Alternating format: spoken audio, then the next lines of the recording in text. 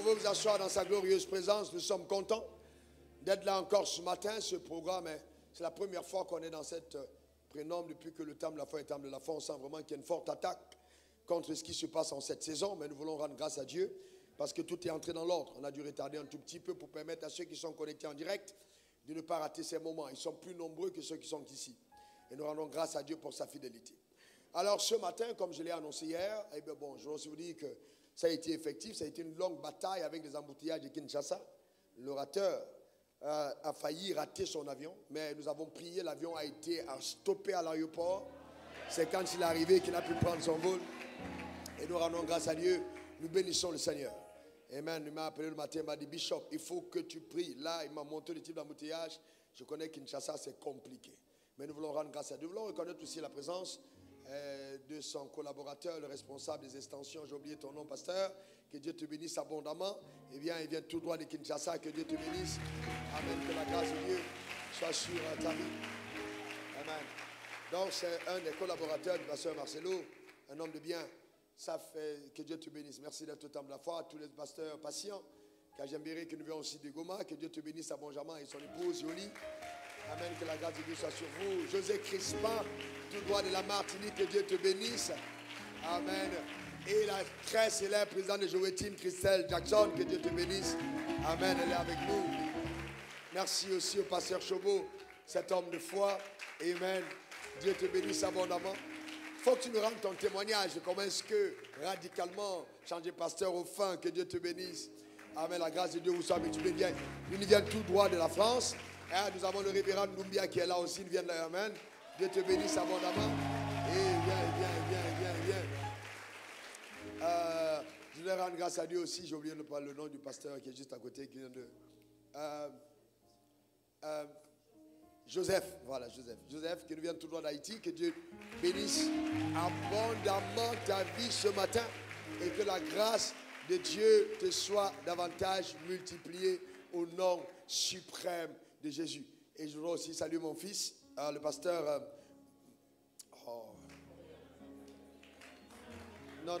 Symphorien. Justement, que Dieu te bénisse abondamment. Tiens-toi debout, que l'Église apprécie. Justement, amen. Et son épouse vient tout droit de la France. Ils font un très fabuleux travail. Que la grâce de Dieu vous soit renouvelée. Je suis très fier de vous. Amen. Très, très fier. Que Dieu vous bénisse abondamment. Amen. Et puis tous les autres serviteurs de Dieu, les redoutables, les véritables. Amen. Que Dieu vous bénisse abondamment. Et tous nos invités, que Dieu vous bénisse. Amen. Ceux qui nous viennent de l'intérieur, de l'extérieur, du Gabon, de Bénin, il y a beaucoup de pays. On aura le temps de les présenter après. Que Dieu vous bénisse très abondamment. Eh bien, ce matin, je partage avec vous quelque chose de très profond. Et je veux prendre le temps d'être posé. Parce que ça, vraiment, je crois que ça va apporter quelque chose d'extrêmement bénissant pour ta vie. Comment gérer le succès?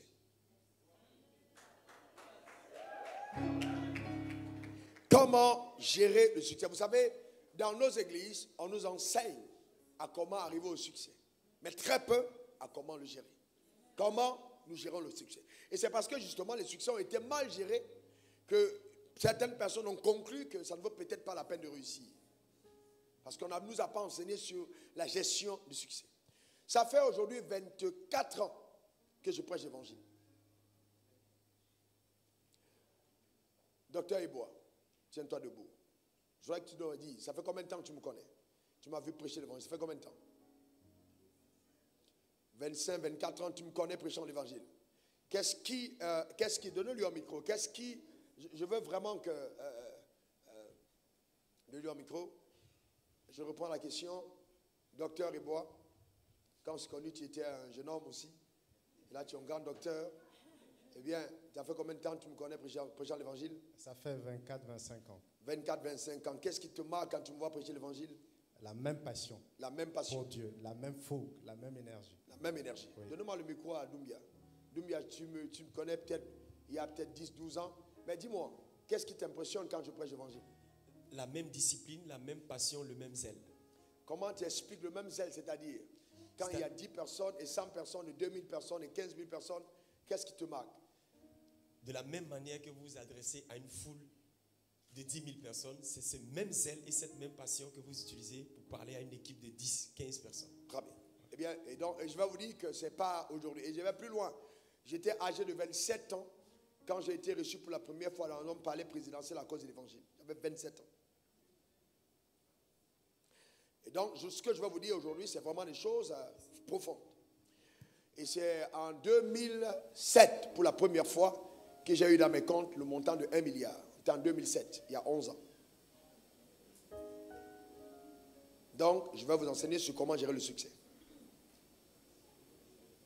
Eh bien, il est alors impérieux, il est vraiment impérieux pour chacun d'entre nous de redéfinir ce que c'est que le succès. Pour nous, dans le point de vue du monde, on définit le succès comme avoir un résultat heureux, réussi dans ses entreprises. Ça, c'est le monde. C'est-à-dire que si tu es un chef d'entreprise, tu gagnes beaucoup d'argent, on dit que tu as réussi, tu as le succès. Ça, c'est la définition totalement mondaine. Il faut bien comprendre que si nous disons que nous sommes les enfants de Dieu, que nous sommes les êtres spirituels, nous devons apprendre à redéfinir les mots et leur donner un sens spirituellement parlant. Nous ne pouvons pas définir les mots comme les mondains. Les gens de l'Académie française ont essayé de donner un sens mondain aux mots de la langue française. Mais nous, en tant qu'enfants de Dieu, nous devons redéfinir les mots. Parce que les mots ont sens, les mots ont poids. Réussir en tant qu'enfant de Dieu, ce n'est pas simplement avoir des résultats éloquents, mais c'est avoir réussi à faire exactement comme Dieu le veut, ce qu'il nous a demandé. C'est ça la réussite. Donc ça veut dire que selon les normes du monde, je peux avoir réussi, mais aux yeux de Dieu, j'ai échoué. Genèse 5, verset 3. Regardez ce texte, il est très profond. Genèse 5, verset 3.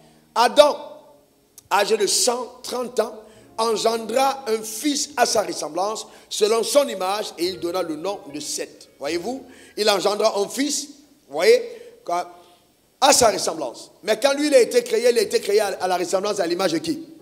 De Dieu. Mais pendant qu'il donne naissance à Seth, il est tellement déconnecté de Seth qu'il n'y a rien de Dieu en Seth. Il donne quand même naissance. Le mandat lui a été dit, soyez fécond. Il a été fécond. Mais est-ce qu'il a réussi? Non. Parce que celui qui l'a fécondé n'a pas gardé l'image de Dieu. Donc voyez-vous, au départ, quand Dieu l'a créé à son image, selon sa ressemblance. Mais lui, quand il donne naissance à Seth, il donne naissance à Seth selon son image à lui. Il n'a plus l'image de Dieu. Il a maintenant donne naissance à Seth selon son image. Aux yeux de tous ceux qui observent, on dira, mais Adam a fait ce que Dieu a demandé. Il a été fécond. Mais non, non, non. Dieu lui avait dit, cultive le jardin et garde-le. Donc il n'y a pas simplement la dimension de cultiver pour un résultat visible, mais il y a la notion de garder pour l'intégrité dans le résultat. L'intégrité dans le résultat. L'intégrité dans le résultat, c'est très important. Et donc nous avons vu hier que Dieu a achevé son œuvre le même jour. Il a créé tout le monde. Il acheva son œuvre et dans l'éternité, il a séquencé la venue des hommes dans le temps. Et c'est très important. Et nous avons dit que nous avons quitté l'éternité vers le temps. Cette révélation, je l'ai depuis très longtemps. C'est l'une des choses qui a gardé mes pas, venant du Saint-Esprit. Et ce qui est impérieux, c'est, donc quand nous savons que nous quittons l'éternité, nous le disons à l'église, mais très peu d'entre nous le pensent vraiment. Si nous avons quitté l'éternité, alors, écoutez-moi bien, nous sommes des êtres supposés être des êtres éternels. Et nous le sommes. Notre éternité, voyez-vous, elle se révèle dans le temps. Le temps n'est qu'une parenthèse. Et nous repartons vers notre Créateur, vers là où nous venons. Et donc si nous sommes venus sur terre, nous sommes en mission. Donc la terre n'est pas un lieu de distraction, non, mais c'est un lieu de mission. Donc c'est important de le comprendre. Et donc la plus grande découverte dans la vie, c'est la découverte de son appel. Qu'est-ce que Dieu m'appelle à faire? Et la plus grande réalisation, c'est l'accomplissement de son appel. Donc tant que je n'ai pas découvert ma raison d'exister, quel que soit ce que j'ai comme succès, je cours le risque, quand Dieu m'accueillera, de dire, tu n'as pas fait ce que j'ai attendu de toi sur terre. Et ça peut être dramatique, fatal. Le système qui a été mis sur place dans le monde, où on va à l'école, on a des diplômes et on a dans telle carrière. Beaucoup d'entre nous embrassons les carrières simplement parce que nous voulons survivre. La terre n'est pas un lieu de survie. On n'est pas venu survivre sur la terre, on est venu vivre. Et il y a une différence entre ceux qui survivent et vivent. On n'est pas venu survivre, on est venu vivre. Nous sommes des personnes conçues pour impacter. En nous réside la capacité de créer une grande influence. C'est pour ça que Dieu nous a envoyés sur terre. Et il dit, Jérémie, avant que tu sois dans le ventre de ta mère, je te connaissais. Avant que tu n'en sois sorti, je t'avais consacré, je t'avais établi prophète des nations. C'est-à-dire que Jérémie avait été préparé justement à être un prophète. La réussite du ministère de Jérémie ou de sa vie sur terre passait par le fait d'obéir à la voix de Dieu qui lui a été donnée. Écoutez bien ce mot, la voix de Dieu. Écoutez bien, la voix de Dieu. Encore la voix de Dieu. On va traiter de cette question, la voix de Dieu. La voix. Mes brebis entendent ma voix et me suivent. Seuls ceux qui sont conduits par l'Esprit de Dieu sont fils de Dieu. On a beaucoup de légèreté, des personnes non consistantes, des batailles inutiles parce qu'on a oublié la notion de la foi. Elle est fondamentale, la foi de Dieu. La foi de Dieu. Dans le premier cas d'école que nous allons prendre, c'est un roi populaire, un roi qui a eu l'adhésion de son peuple, qui a été voté au suffrage universel, et il a donc pris les rênes justement d'Israël, il s'appelle Saül. Regardez dans 1 Samuel 15, versets 8 à 9. Dieu lui donne une instruction, il lui dit, écoute, voilà ce que je veux faire de toi, Saül. Tu vas aller, prendre par interdit ce peuple, tu vas les vouer par interdit et le roi et tout le monde et tu vas tout détruire. Et donc il prit vivant Agag, c'est pas ce que Dieu lui avait demandé, roi d'Amalek, et il devoit par interdit tout le peuple en le passant au fil de l'épée. Mais Saül et le peuple épargnaient Agag et les meilleurs brebis et les meilleurs bœufs et les meilleures bêtes de la seconde portée, les agneaux gras et tout ce qui avait de bon. Il ne voulut pas le dévouer par interdit et il dévoua seulement ce qui était méprisable. D'accord? Ce n'était pas là ce que Dieu lui avait demandé de faire. Mais imaginez qu'il revienne de guerre et vous êtes dans le peuple. Vous voyez, il revient de guerre, il a comment attrapé le roi. La foule peut acclamer. Oh, Saül est puissant, il a attrapé le roi, nous avons eu la victoire. Mais pendant qu'on acclame sur terre, Dieu est triste. Parce que quelque part, l'instruction n'a pas été respectée. Ce n'est pas une victoire, c'est une défaite. Les gens peuvent célébrer, mais ce n'est pas ce que Dieu a demandé. Et souvent, nous sommes devenus tellement superficiels, nous sommes tellement emportés par le regard des autres, qu'est-ce que les gens vont dire, qu'est-ce que les gens vont penser, qu'on va jusqu'à même modifier notre manière d'apparaître physiquement, parce qu'on est influencé par le regard des autres. Dieu dit, si je voulais seulement plaire aux hommes, je ne serais pas serviteur de Dieu. Servir Dieu consiste véritablement à faire ce qu'il te demande dans le domaine où il t'a appelé, que tu sois homme d'affaires, que tu sois homme politique, que tu sois chef d'entreprise, que tu sois footballeur, que tu sois peintre, que tu sois médecin. Il y a un mandat rattaché à ta personne. Et la découverte et l'exécution de ce mandat, justement, vont déterminer ta consistance et ta stabilité dans le succès. Je vais vous montrer que ça paraît simple. Mais la majorité des échecs viennent de là. Vous allez voir simplement. Pourquoi les gens arrivent au succès et puis paf, ils tombent. Parce que quelque part, ils ont lâché une instruction de Dieu. Ils ont lâché la main sur une instruction. Voyez-vous, pour la première fois que j'ai été confronté à voir un chef d'État entrer dans un palais, j'avais donné rendez-vous aux personnes qui devaient m'amener là-bas, parce qu'on l'a demandé à venir me chercher le matin, avant midi. Et donc moi, je prêchais l'après-midi. Et donc, ils se sont amenés pendant que j'étais en prière aux environs de 17h. Et moi, j'allais prendre la parole à 19h. Et dans mes principes de travail, quand je dois prendre la parole 3 heures de temps avant, il n'y a personne qui doit rentrer en contact avec moi. Je reste justement sensible en écoutant ce que Dieu me demande de faire. Donc, c'est vrai peut-être que j'ai le message, mais le message que j'ai n'est pas la crédibilité que Dieu ne peut pas le changer à tout moment. Donc, mes oreilles restent extrêmement sensibles pour écouter Dieu. C'est pour ça que vous tous qui m'écoutez, vous avez comme l'impression que j'ai écouté, j'ai lu votre histoire avant de venir prêcher. Je n'ai pas besoin de dire ainsi dit l'Éternel. Quand j'enseigne, tu sais que je parle de ta vie, tu sais que le message t'a été adressé. Pourquoi? Parce qu'il y a une discipline derrière. Il y a une discipline derrière. Vous avez lèvres fraîches, c'est ma responsabilité en tant que pasteur de la porter constamment. Elle doit être fraîche. Et donc, quand ils sont arrivés, je leur ai dit, ils sont venus, ils ont appelé à la chambre, j'ai dit, je suis désolé, je ne pourrais pas partir. Et donc, j'avais 27 ans, ils vous ont dit à 27 ans. On vous dit, quand on vous appelle au palais, vous pouvez appeler les responsables, vous dites, bon, on veut me voir au palais. Donc, c'est pour un garçon de 27 ans. qui à peine dormait dans une chambre climatisée. Pour la première fois, j'allais en mission pour la première fois. Il y a ces ouvertures, mais il fallait que je puisse dire, rester fidèle au principe que Dieu m'avait communiqué. Voyez-vous, le principe. Et donc, j'ai dit, je ne pouvais pas. Parce que je suis déjà en train de préparer le programme. Cette réponse a marqué ceux qui m'envoyaient. Pourquoi? Parce qu'ils se sont rendus compte que ce gars-là respecte le Dieu qu'il sert. Voyez-vous, donc il est important, les mêmes principes. Voyez, les principes qui vous ont conduit au succès doivent être les mêmes que vous gardez pour ne pas sombrer après le succès. Ne devenez jamais professionnel au point où vous n'avez plus besoin de discipline dans votre action. Non, la discipline, la loi de la discipline est la loi, l'autoroute qui te conduit au succès. C'est l'autoroute du succès et c'est l'autoroute qui te maintiendra dans le succès. Ça s'appelle la discipline. La discipline, c'est quoi? L'ensemble des choses que je dois faire. L'ensemble des choses que je dois faire. L'ensemble des choses que je dois faire. L'ensemble des choses que je dois faire. C'est la discipline. Je dois faire. Et non ce que je veux faire. Je dois faire. Et non ce que je veux faire. Voyez-vous? Je prends un exemple simple. Une femme qui se prépare au mariage et qui est en train de chercher un homme, elle peut peut-être prendre la décision, peut-être parce que pour elle, elle estime qu'il faut qu'elle soit fine. Même si fine, ce n'est pas le critère de beauté universel. Mais elle estime, et puis maintenant, dans sa finesse, elle rencontre un homme dans la discipline qu'elle avait vis-à-vis de la nourriture. Et une fois qu'elle est mariée, elle est entrée dans le mariage, elle perd sa discipline. Elle court le risque de branler son mariage.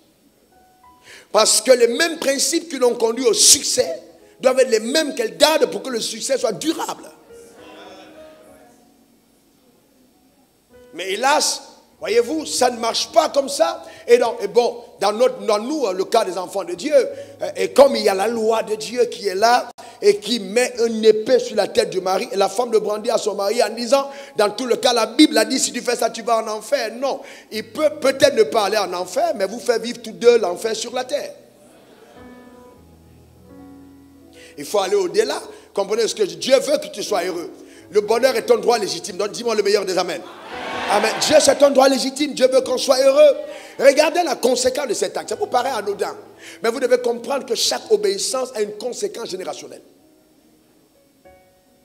Chaque obéissance a une conséquence générationnelle. Vous ne pouvez pas imaginer quand aujourd'hui, après qu'on ait commencé les nuits oracles en Côte d'Ivoire, en 1999, quand on prêchait et que les jeunes gens venaient, c'était loin d'oublier, d'imaginer ce que Dieu voulait faire. Aujourd'hui, il y en a qui ont des églises de 2700 personnes, 3000 personnes qui font un impact incroyable et qui disent, j'étais à ces programmes, j'étais là une nuit et tu as prophétisé sur moi, j'ai été béni, je suis dans le ministère. D'autres sont entrés dans des carrières, oui, il y a un impact générationnel.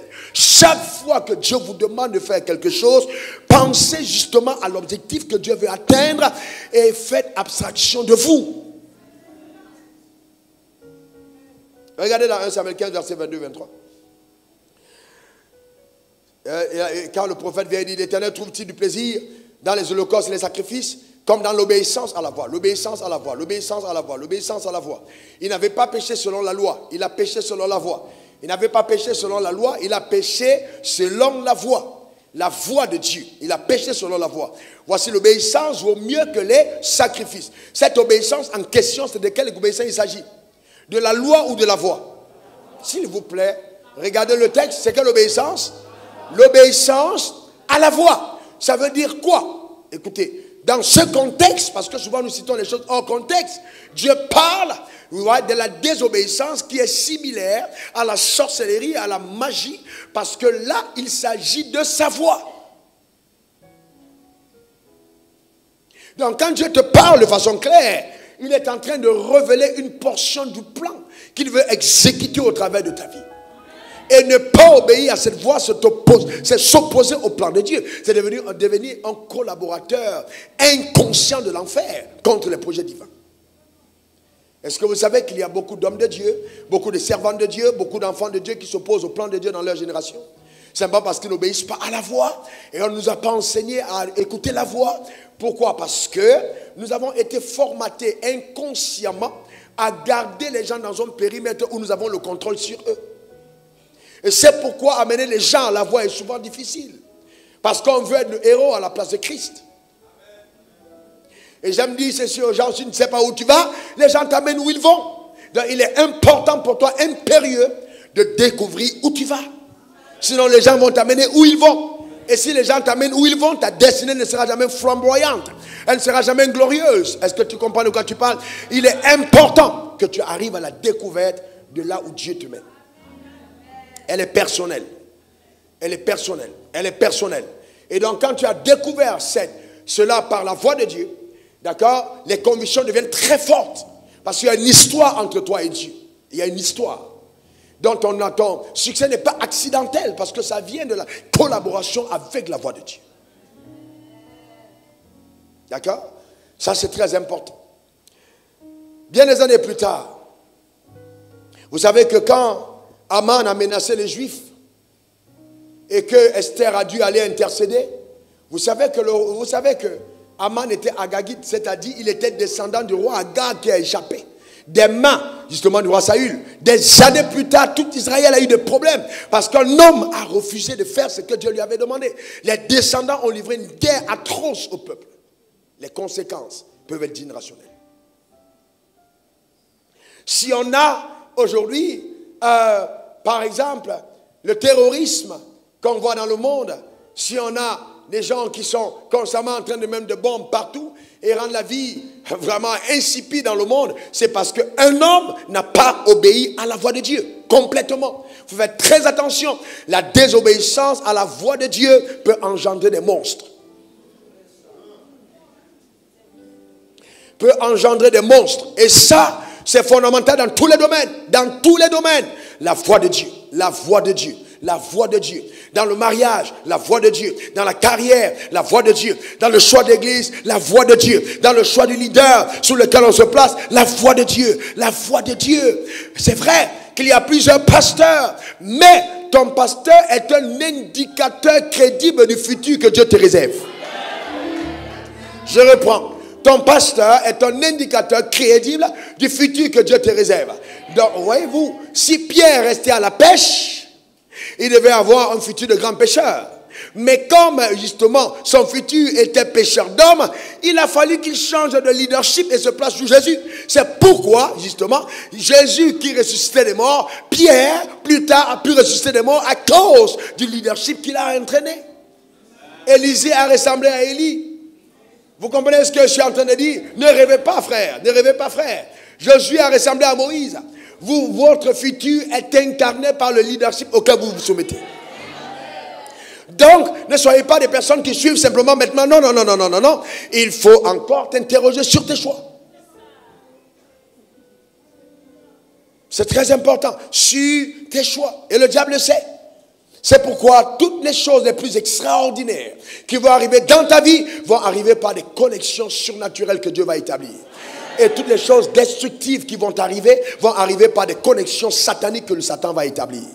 Tous les jours, nous avons des rencontres et des rencontres qui peuvent être dangereuses. Je vous raconte une histoire vraie. Hey, ma maman, je ne t'ai pas vu.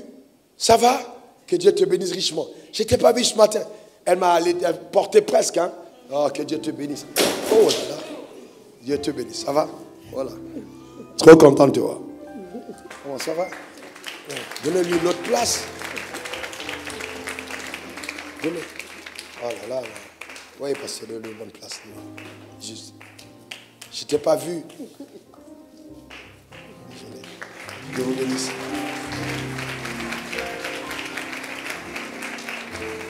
Mon père il a terminé, officier supérieur de police. Et donc, ça, c'est ma cousine qui était celle qui jouait le rôle de ma mère. Elle me gardait et me portait dans ses bras. Elle est notée au Cameroun. Vraiment, que Dieu te bénisse abondamment. Amen. Dieu te bénisse. Merci beaucoup. Je pensais que tu dormais. Est-ce qu'on peut faire mieux que ça? Que Dieu te... Merci beaucoup.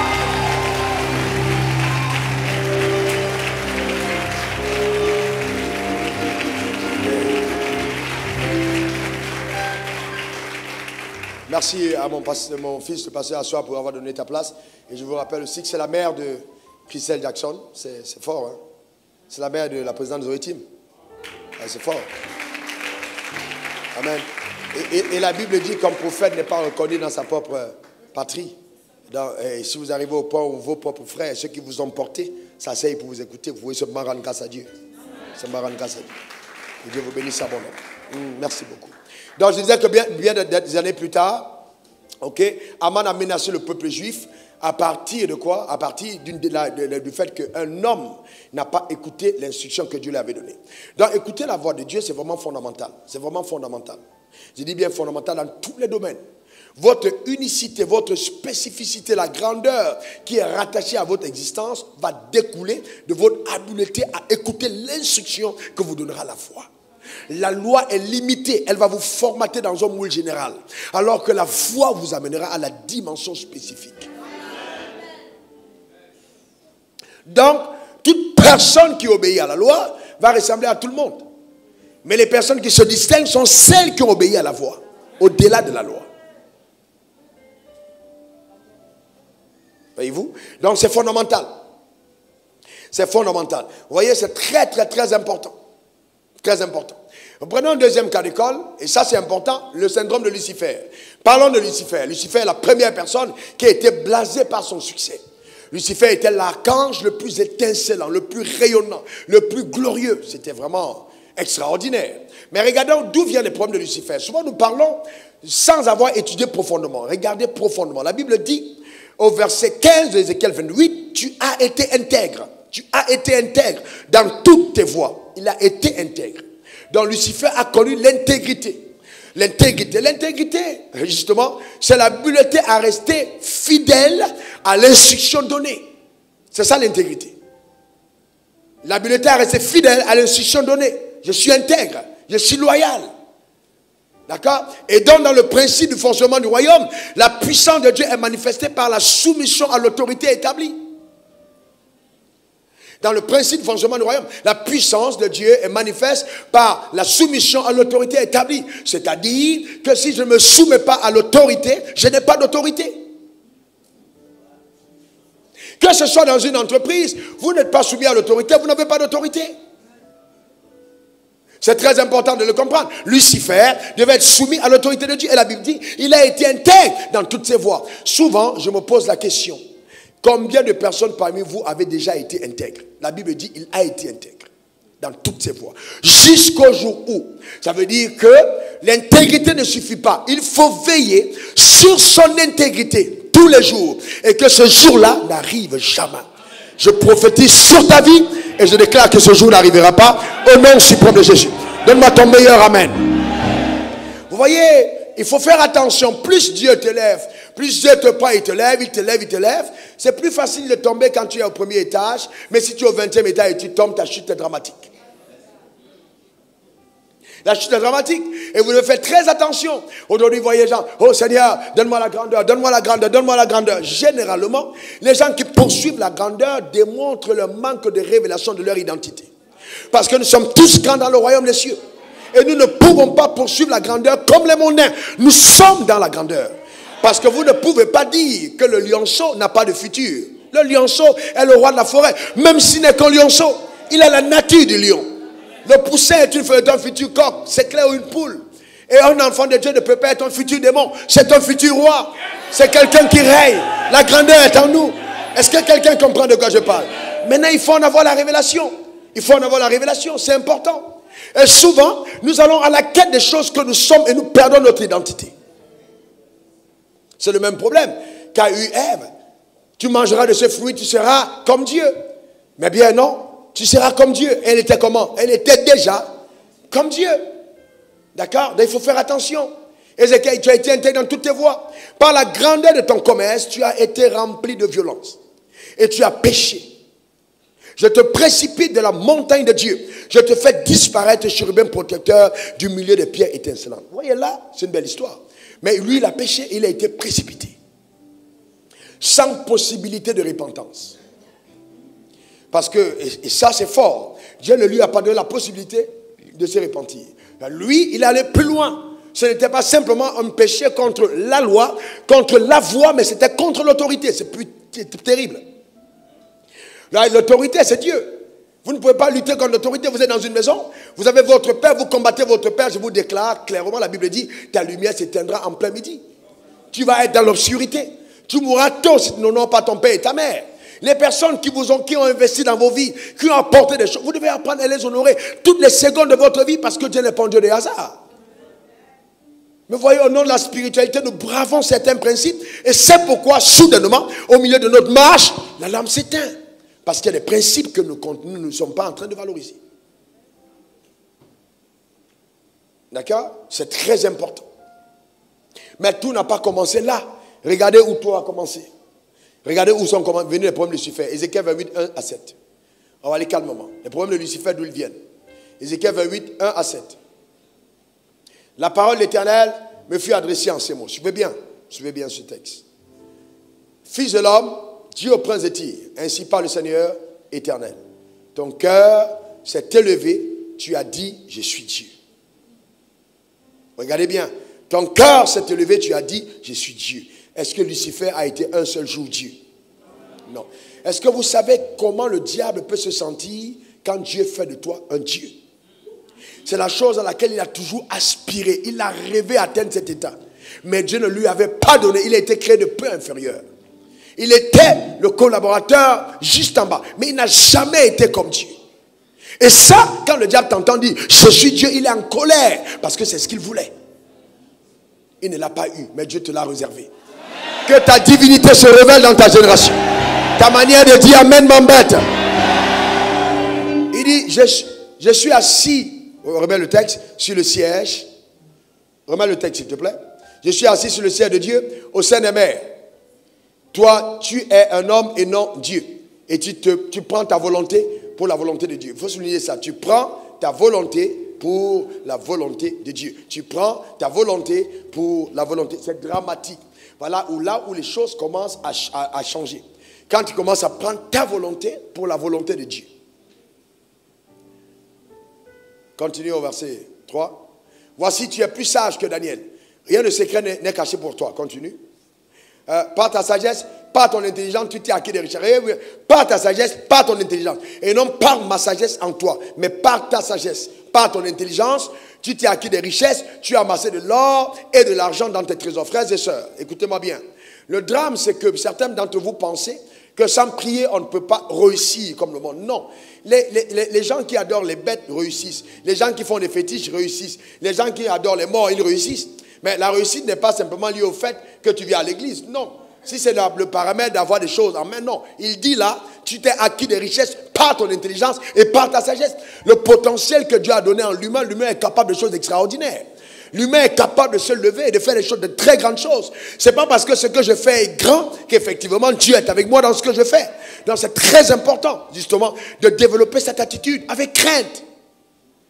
Quand on a commencé le ministère, il y avait tellement d'impact. La Côte d'Ivoire était secouée. Nuit des orages, c'était un phénomène. Quand on commençait à 21h, 19h, c'était plein. Les gens venaient de partout. On a commencé dans une petite salle, faisait à peu près 500 personnes. Après, on terminait à la patinoire.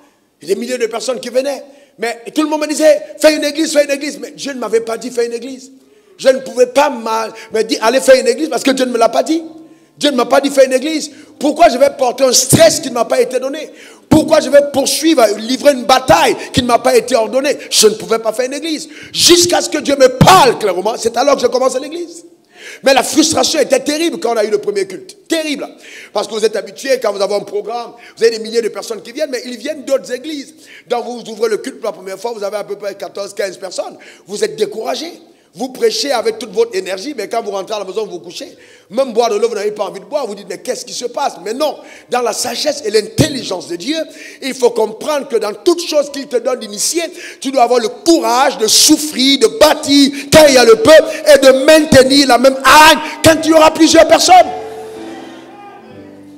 Et ce qui est étrange, quand on était 25, 30, 40, 100, quand je rentrais à la maison, je perdais la voix. Mais quand on a dépassé et qu'on fait 3 cultes bondés et tout, aujourd'hui, je ne perds plus la voix. Je peux prêcher du matin au soir sans perdre la voix. Pourquoi? Parce que j'ai grandi dans mon don, j'ai grandi dans mes aptitudes, j'ai grandi dans mes performances, j'ai appris à le connaître, à dépendre de la grâce, à dépendre du flot et à couler avec Dieu. C'est ça la vie. Ce n'est donc pas une question de performance, c'est une question d'obéissance. Ce n'est pas la performance, c'est une question d'obéissance. Donc quand je termine mon prêche, je n'attends pas que quelqu'un vienne me dire simplement c'était fabuleux. Le plus important, c'est est-ce que le but de Dieu a été atteint? Est-ce que Dieu a touché les cœurs? Est-ce que les vies ont été impactées? Est-ce que les âmes ont été touchées? Est-ce que les vies ont été changées? C'est pourquoi, à aucun moment, dans le ministère, je me suis associé avec les truands et les bandits du ministère. Jamais. Je ne peux pas avoir pour ami quelqu'un qui prêche pour l'argent. Impossible. Il ne sera jamais mon ami. Je ne peux pas comploter avec quelqu'un pour donner des paroles de connaissance et prendre l'argent des gens. Jamais je ne le ferai. Ce sont des principes stables. Et puis, je ne viendrai pas sur l'autel vendre l'huile, vendre le sel. Jamais. Je ne dépendrai pas de tes poches pour pouvoir mener ma vie. Jamais. Pourquoi? Parce qu'en dépendant de tes poches, j'ai limité mon rêve à ta poche. Alors que la poche de mon Dieu est toujours ouverte pour moi. Quel Dieu glorieux et merveilleux et extraordinaire. C'est fantastique, frères et sœurs. J'ai fait le choix de ne pas être salarié. J'ai dit, l'église ne peut pas me payer. Quand le temps d'enfant ne peut pas me payer, ils vont me payer combien? Donc je mets ma dynamique ailleurs. Je mets ma confiance en Dieu pour continuer d'avoir la provision inaltérable. Et pour provision, j'en ai vu. Une personne qui rêve, il te dit, pasteur, Dieu m'a mis à cœur de te soutenir 1 million, 100 millions par an pendant 7 ans. Ce n'est pas les offrandes où tu as donné 500 000, tu commences à voler comme un pigeon. Ce n'est pas de ça que je parle. 100 millions par an pendant 7 ans, calmement, discrètement, effacément, tout est dedans. Vous comprenez ça? Alors que Dieu te donne d'arriver à cette dimension au nom suprême de Jésus. Dernièrement, on était en programme à Paris, et puis on a passé de la nuit au matin, c'est organisé par Zoé Team, et donc j'étais là, et puis mon collaborateur était derrière, et je savais que ce jour-là, il vivait quelque chose. J'ai dit, approche-toi de moi. Et donc j'arrive devant un couple, il me dit, non, pasteur, il faut qu'on te parle, il faut qu'on te parle. On a marché là, on est en train de nous payer bientôt, on a 4,5 millions de bénéfices, et puis Dieu nous a mis à cœur, et il tremble à cœur de te donner 1 million d'euros. Mon collaborateur était derrière, il a failli tomber. J'ai vu comment il a eu 1 million d'euros, il a ouvert ses yeux. Il est en même temps avocat. Je ne sais pas combien de dossiers il va gagner pour avoir 1 million d'euros. Et il dit, j'ai dit au ministère ou à moi. Il dit, non, toi. Et il tremble. C'est comme s'il me supplie de recevoir son million. Mais vous savez que Dieu est tellement fidèle que quand vous lui restez attaché et fidèle, il vous donne les choses qui ne vous détachent pas de lui. La raison pour laquelle certaines personnes n'ont pas accès à certains avoirs, c'est que Dieu trouve que ça va nous déstabiliser. Si donc ça va te déstabiliser, il va combattre que tu l'aies. Parce qu'il ne veut pas te perdre. Voyez-vous, il ne veut pas te perdre. Mais ça a commencé petitement dans une discipline. Tout jeune, je me rappelle un jour, j'étais en train de prier chez moi, et puis le Seigneur me dit, va dans telle banque, chez telle sœur. Et je connaissais la sœur. Il me dit, elle est découragée, il faut aller l'encourager. Donc, et sachant que j'ai le don d'exhortation, je prends mon taxi, et puis j'arrive chez elle. Au bureau, elle me reçoit, je l'encourage, je tiens les mains, je prie pour elle. Elle pleure, elle verse des larmes, elle est tellement touchée parce que c'était vraiment Dieu qui venait la réconforter. Et donc je sors de son bureau et je m'en vais. Elle me dit, oh, tiens, voilà un taxi. J'ai dit, non, j'en ai pas besoin. Je n'ai pas besoin de taxi. Je m'en vais. Elle insiste. Et donc, après, je dis, non, je continue. Parce que par principe, je n'ai vraiment pas envie d'être identifié à quelqu'un qui vient dans les bureaux pour chercher l'argent. Vous savez, souvent les gens pensent que quand les pasteurs viennent, c'est parce qu'ils ont besoin d'argent. Non, on est venu pour avoir un message. Voyez-vous? Donc les gens vont penser, ouais, il est venu là à midi, peut-être parce qu'il a faim. Et donc à cette époque, quand on regarde ton corps, on te regarde, tu es le reflet de la galère. Mais tu dois démontrer que ce qu'on voit de l'extérieur, là, ce n'est pas ce que tu as dedans. Il y a une certaine fierté qu'on doit avoir dans la vie, une fierté qu'on doit construire, que vous construisez dès le bas âge, une certaine fierté de votre identité, c'est important, très important. Valorisez qui vous êtes. Parce qu'en fait, ce que vous êtes est différent de ce que vous avez. Et c'est ce que vous êtes qui produit ce que vous avez. Donc ne permettez pas à ce que vous avez de changer qui vous êtes. Votre force vous vient de l'intérieur et non de vos possessions. Donc les gens ne l'ont pas compris, dès qu'ils ont des possessions, ils changent de l'intérieur. Non, la force est de l'intérieur.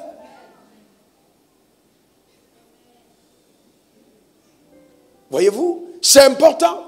Je parlais avec mon petit frère ce matin pour dire aux gens que le problème de PayPal a été résolu. Et il me disait, mais attends, c'est pas possible, on a parlé la nuit. Et là, tout de suite, encore, tu es en train de parler. Tu as dormi quand? Mais non, écoutez, frères et sœurs, quand je travaille pour Dieu, je ne pense pas à quand j'ai dormi. Ça ne fait pas partie de ma manière de penser. Et ça, depuis des années. Alors, donc, pourquoi? Parce que je dis, il faut, jusqu'à ce que j'ai terminé le travail, alors je peux me reposer un peu. Et il y a une force surnaturelle que je reçois. Frère, vous voyez, c'est important. C'est vraiment important. Il ne faut jamais, je dis bien jamais, d'accord, arriver à la dimension de vous prendre pour le grand patron. Dans le royaume des cieux, que nous soyons chefs d'entreprise, nous soyons ministres, nous soyons n'importe quoi, n'oubliez pas la loi du service. Elle est la plus belle des lois du royaume, la loi du service. Nous ne sommes pas des boss, nous sommes des serviteurs. Vous comprenez? Nous sommes des serviteurs. Nous sommes des serviteurs. Je disais à mon collaborateur Martin, qui est venu de Kinshasa spécialement pour ce programme, et qui est juste avec moi à côté. Hier, je dis, je suis mal à l'aise. Il y a des protocoles qui me dérangent. C'est pas forcé. Il y a des protocoles qui me dérangent. Je suis pasteur. En tant que pasteur, je ne peux pas être déconnecté des gens à qui je dois rendre au ministère. Imaginez un médecin qui n'est plus en contact avec les malades, il devient un enseignant. Vous ne pouvez pas dire que vous êtes pasteur, vous n'êtes pas en contact avec le peuple. Et vous ne pouvez pas être un pasteur en contact sélectif avec le peuple. Vous ne recevez que les gens qui ont l'argent. Ce n'est pas possible.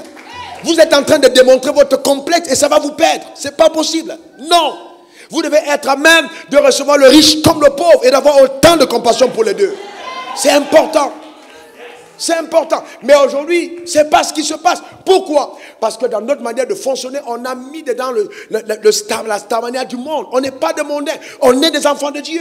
Et ça se démontre par notre habileté à aimer nos semblables. C'est important. À aimer nos semblables.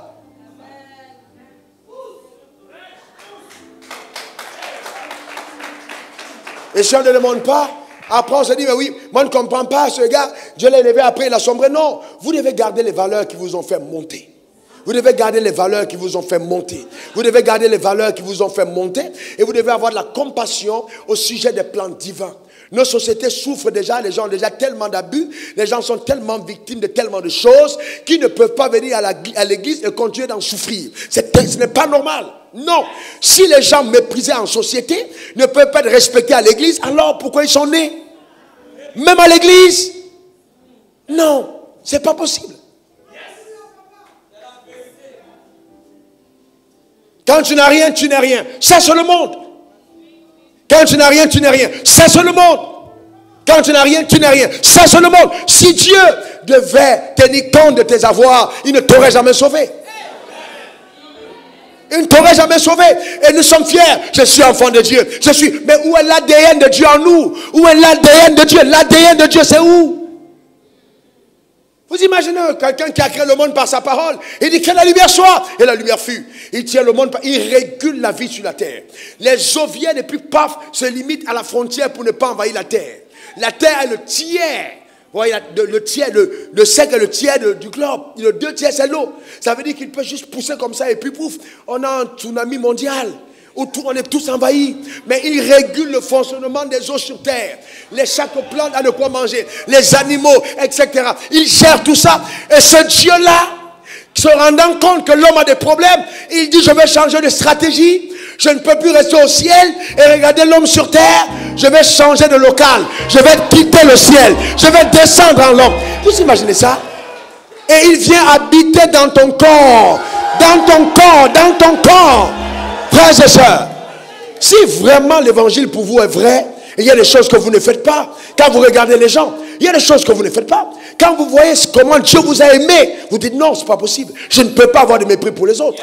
Je sais d'où je viens. Frères et sœurs, sans Jésus, ma vie n'est rien. Nul, rien, rien. Donc je ne peux pas accorder le crédit à quelque chose d'autre qu'à Jésus, à ses principes, à ses enseignements, à ses méthodes, à ses lois. C'est ce qui fait ma force. C'est tout. En dehors de ça, il n'y a rien d'autre. Frères et sœurs, ne croyez pas que non, c'est parce qu'il est éloquent. Même l'éloquence a été divinement donnée. La connaissance, l'accès est donné par le Saint-Esprit. Après des supplications et prières. Ce n'est pas une dotation, je ne suis pas né sur la Bible. J'ai peut-être été agrégé de la péchologie avant de m'être converti. Est-ce que quelqu'un comprend de quoi je parle? Mais sa grâce m'a sauvé. Sa grâce m'a touché. Sa grâce m'a changé. Donc il n'y a pas de raison pour moi de m'attribuer les couronnes de celui qui est seul et digne d'en recevoir. Je vais faire partie du 25e vieillard qui va jeter au pied du Seigneur les couronnes à mon maître, lui dire, c'est à toi la victoire. C'est à toi. Oui. Je prépare un message du 25e vieillard. Donc c'est important. Lui redonner ses couronnes. Vous comprenez ce que je suis en train de dire? C'est très important. Rendez toute la victoire à Dieu. Vous êtes ce que vous êtes par la grâce de Dieu. Ce n'est que la grâce. Ce n'est que la grâce. Ne vous trompez pas. Dans votre domaine où vous excellez, il y a plus puissant que vous. Et j'ai dit au pasteur, c'est pas parce que les gens s'asseyent et ils vous écoutent que vous pensez que vous connaissez plus que tous. Parmi les gens qui sont, il y a des gens calés. Il y a des gens que les nations peuvent consulter et qui te donnent des trucs. Il ne faut pas être sot. Penser que les gens s'asseyent parce que tu es fort. Tu mens. Tu te trompes. Il y a des gens qui sont forts. Mais par humilité, ils s'asseyent pour t'écouter. Reconnaissant ta grâce. Il faut maintenant à jouer le monsieur le plus... Non, tu n'étais rien. On t'a vu, tu n'étais rien. Les gens se sont mis autour de toi. Ils commencent à cotiser les dommages. Tu t'as acheté la maison et l'argent de l'église. Tu te prends pour qui? Tu n'es rien. Tu n'es qu'un serviteur de Dieu. C'est tout. Sans sa grâce, tu n'es rien. Le jour où on ne t'appelle pas ton prénom, tu te fâches. Tu n'es pas né avec le titre de bishop ou de révérend. Tu n'es rien du tout. Tu n'es rien du tout. Vous comprenez ce que je suis en train de dire? Tu n'es rien du tout. Et on trouve des personnes qui vont jusqu'à dire à leur propre femme, tu sais qui je suis. Mais comme tu es un ignare, tu dis à ta femme, tu sais qui tu es. Devant tous les jours, tu es nu devant elle. Tu dis, tu sais qui je suis. Comment tu peux? Non, je n'arrive pas à comprendre. Vous comprenez? Souvent, il y a l'ivresse de la réussite. Les gens ont le succès, ils deviennent ivres. Il faut que ton vin te passe. Il faut sortir de là, frères et sœurs. Il faut sortir de là. L'humilité, c'est beau. L'humilité, c'est saint. L'humilité, c'est divin. C'est peu important. Le drame, c'est que vous confondez l'humilité et l'humiliation. Non. Dieu n'a pas dit qu'il faut que tu sois en tapette tous les jours parce que c'est ce qui est bon. Non. Non. Vous ne pouvez pas faire porter un roi les vêtements d'un esclave. Sauf si vous êtes quelqu'un de déréglé. On a vu hier dans la Bible, Ézéchiel 28, verset 15, verset 17, afin que les rois te voient, les rois. Donc si Dieu m'a conçu dans la royauté, ne me donnez pas les ADN d'esclave. Je refuse. Je ne suis pas un esclave, je suis un roi. Dans ma manière d'apparaître, je suis un roi. Ce n'est pas parce que les gens décident aujourd'hui, oui, ils sont PDG en t-shirt, c'est leur problème. Je découle d'une institution où les principaux sacrificateurs, même jusqu'au caleçon, c'était dicté. Il faut avoir des attitudes qui imposent le respect naturellement. Vous n'avez pas besoin de crier, non. Quand vous êtes ce que vous êtes, reste naturellement. Naturellement. Naturellement. Vous n'avez pas besoin de crier. Naturellement. On doit guérir de certains complexes. Le problème, c'est que beaucoup de personnes oublient que quand il dit qu'il prend l'indigent de la boue pour le faire avec les rois, à leur table, il faut que cet indigent n'oublie jamais qu'il vient de la boue. Je vais te prouver que tu n'es rien. Quand tu vas mourir, on va t'enterrer. Tu n'es rien du tout. La grâce de Dieu, la grâce. Ce n'est que sa grâce. Sa grâce, sa grâce. Ce n'est que sa grâce. Et beaucoup fuient sur la grâce parce qu'ils ne comprennent pas les exigences de la grâce. Qu'est-ce que la grâce exige de la personne que Dieu appelle? Il y a une grâce opérante dans ton domaine. Tu peux être juriste, tu peux être chef d'entreprise, tu peux être un ingénieur, tu peux être une femme d'affaires, tu peux être un politicien. Il y a une grâce dans ton domaine. Vous ne pouvez rien faire sur terre sans grâce. 1 Corinthiens 10, verset 15, l'apôtre Paul dit, par la grâce qui m'a été donnée, j'ai travaillé plus que tous. Il n'y a que la grâce, la coopération avec la grâce. La grâce nous fait travailler. Je suis en train de voir tes résultats changer après ce cabot. À cause de la grâce de Dieu. La grâce de Dieu. La grâce, il n'y a que la grâce. La grâce. La grâce, la grâce. La grâce de Dieu.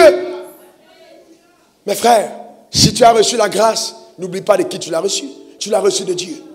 Donc pour que la grâce fonctionne, tu dois garder du divin dans l'humain. Note-le. Pour que la grâce fonctionne, tu dois garder le divin dans l'humain. C'est la grâce. Il ne faut pas être là dans des mystifications extrêmes. C'est satanique. Il ne faut pas mystifier. C'est la grâce de Dieu. Tu n'as rien fait d'extraordinaire. La grâce t'a été donnée. Il faut apprendre à être simple. Vous voyez, c'est important, très important. Vous voyez, aujourd'hui, notre évangile dans la société est repoussé par des gens à cause de certains abus, de certains travers. Les gens veulent voir Dieu. Les gens veulent voir Dieu. Et aujourd'hui, on ne montre pas Dieu aux gens. On montre tout sauf Dieu. Les gens veulent voir Dieu. Il ne faut pas penser que parce que Dieu t'a donné des dons, c'est toi qui vas dire non, ça c'est pas ton mari, ne l'épouse pas, épouse tel autre. Qui t'a donné ce droit? Et toi là, je ne t'ai pas appelé ici. Vous voyez les gens qui sont là. Pasteur, ils grondent la femme d'autrui devant son mari. Chant d'église. Tu n'es pas obligé de rester là. Et puis les gens sont là, vous voyez, les gens sont là et puis ils sont comme des abrutis. Non, mais c'est incroyable en fait. Sans aucun respect. Dieu nous respecte. Il nous respecte. Sérieusement. Il respecte le mariage. Même quand Adam a chuté, il n'a pas détruit sa famille. Il a laissé la femme avec Adam. Aujourd'hui, on se mêle de tout. Parce qu'on veut contrôler les gens. C'est tout. Il faut faire attention. Cette chose nous mène à la déchéance. N'oublie pas ce que tu étais quand tu étais petit à tes yeux. Pour que Dieu t'élève, il doit trouver en toi quelque chose qui mérite de servir d'exemple pour les autres. Je reprends. Pour que Dieu t'élève, il doit trouver en toi quelque chose qui mérite de servir d'exemple pour les autres. Je reprends. Pour que Dieu t'élève, il doit trouver en toi quelque chose qui mérite de servir d'exemple pour les autres. C'est pourquoi il te prend et te met au-dessus des autres. Pour que quand les autres te regardent, ce n'est pas pour acclamer, pour dire c'est notre roi, c'est pour dire c'est notre exemple. Dans le principe de Dieu, l'élévation, c'est l'exemplarité. C'est pourquoi, regardez comment il a élevé Jésus. Et il dit, il a été obéissant à la mort, jusqu'à la mort sur la croix. C'est pourquoi Dieu l'a souverainement élevé. Pourquoi? Parce qu'il a été obéissant. Et vous savez que pour son élévation, a été la conséquence d'un jugement. Le tribunal de Dieu a siégé, on a examiné le sang. C'est après ça qu'il a été élevé. Donc tant si on avait trouvé le péché dans le sang, il ne serait pas élevé. Ce n'était pas une affaire d'amitié. Le drame, c'est que nous sommes tellement dans l'émotion. Je suis à ton église, il faut que ton assistant numéro 1, c'est le gars de ton village. Assistant numéro 2, c'est ta belle-mère. Celui qui gère la caisse, c'est ton cousin. Et putain, c'est pas possible, ça ne marche pas comme ça. Ça ne marche pas comme ça. On te nomme ministre quelque part, tu ramènes tous les gars de ton village. Tu les amènes dans ton ministère. Maintenant, dans le ministère, on ne parle plus le français, on parle le BT, on parle l'ANI. Parce que tout le monde tient à anitiser ton ministère. Ce n'est pas possible. Voyez-vous? Tu oublies. Il faut faire attention. Et nous, enfants de Dieu, on développe les mêmes choses. C'est dramatique. C'est vraiment dramatique. Vous riez, mais je vous dis, que quand l'inconnu entre ici, maintenant ça a beaucoup changé. Mais tu vas le voir passer, tu ne t'intéresses même pas à lui, même pas un bonjour mon frère, comment tu vas? Tu vois quelqu'un qui est déboussolé devant toi, tu es à l'église et puis tu t'en vas sans même un sang d'intérêt pour sa personne. Mais c'est terrible, c'est pas possible. Cette personne est venue à l'endroit de la solution. Tu veux qu'il voit Dieu par qui? C'est par toi. C'est par toi. Tu as ta nouvelle voiture, il pleut, tu te démarres en trompe, il y a une flaque, tu éclabousses. La femme qui est éclaboussée, elle peut être ta mère. Tu ne t'arrêtes même pas. Tu dis, vraiment, les gens là, ils dérangent. Ils dérangent comment? Tu es en voiture. Un peu de divin. C'est quand même pas possible. Lui, c'est vraiment important. Je me demande souvent, quand des personnes disent qu'ils sont enfants de Dieu, s'ils sont vraiment nés de nouveau.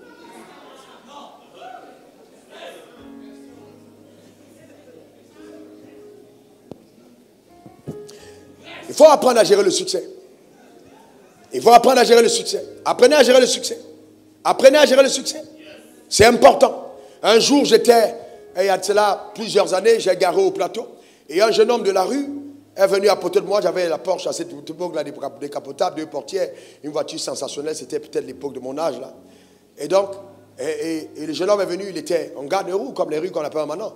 Il était là, il était admiratif de la voiture. Et Dieu m'a rappelé quand moi j'étais à la gare de bus, quand je dormais, quand j'étais dans ce pays, et je me baladais dans les rues avec la date ici jusqu'au pied. Ce n'est pas une date qui est soignée par des médicaments, c'est la date de la pauvreté. Il y a la pauvreté peut laisser l'empreinte sur ton corps. Je vous dis la vérité. Il y a un éclat. Vous voyez un éclat. À Abidjan, on dit que l'eau lave, mais l'argent rend propre. Et ça, c'est vrai. Il y a un éclat que tu n'as pas quand tu es pauvre. Il y a un éclat que tu n'as pas. Je déclare sur ta vie la propreté par les finances au nom suprême de Jésus. Donne-moi le meilleur des amens. Dis encore amen. Amen. Vous savez, comment vous savez? Même quand vous partez en Amérique, vous voyez un Africain, vous voyez un Américain, vous voyez la différence. Il y a comme une trame. Dans le visage d'un Africain, il y a toujours comme une trame. Quelque chose qui est là pour montrer que le gars, il vient en Afrique. Ce n'est pas le produit. Il peut mettre tous les produits ghanéens, changer de couleur. Mais il y a une trame. Le problème, c'est dans l'âme. C'est l'âme. Il y a tellement d'impact dans l'âme que tu vois même la peau est en train de subir vous voyez l'impact. Mais quelqu'un qui est débarrassé de ça, vous sentez la lumière à l'extérieur. Vous voyez la lumière. Et la Bible dit tu es la lumière du monde. Je déclare que tu brilles dans ta génération au nom suprême de Jésus. Donne-moi le meilleur des amens. Dis encore amen. Et j'ai pris le jeune homme, et j'ai dit ok, et je lui ai raconté mon histoire avec amour et passion. Et j'ai dit, mon dans la voiture, il est monté, on a fait le tour, on est allé à Treichville, on est revenu au plateau. Et je lui ai dit, tu sais quoi, si tu crois en Dieu, c'est possible. C'est pas parce que tu es au bord de la route que Dieu ne peut pas avoir un rêve pour ta vie. Vous comprenez ça? Il y a combien de jeunes de la rue, j'ai gagné, Franck, le petit, j'étais confié, un enfant de la rue, gagné au bord, je m'arrête, je cause avec lui, je prêche l'évangile, il s'assoit dans ma voiture, je l'envoie à l'église. C'est un gars de la rue. Mais écoutez, ça peut être quelqu'un de ta famille. Et même s'il n'est pas quelqu'un de ta famille, c'est un humain.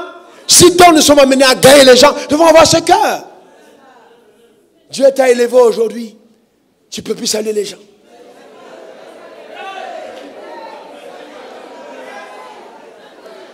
Ah, mets ta main sur ta tête, dis ça, c'est pas mon portion.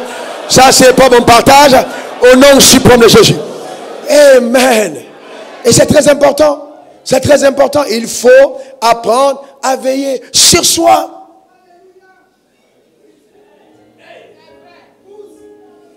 Tu prends ta volonté pour ma volonté. Et donc, touchons le premier point qui vous garde encore plus davantage. Alors, allez-y, on a parlé de cette capacité à être discipliné, à rester humble. Il faut faire attention, notez ce point, ne pas développer un esprit d'indépendance. Soyez jamais indépendant.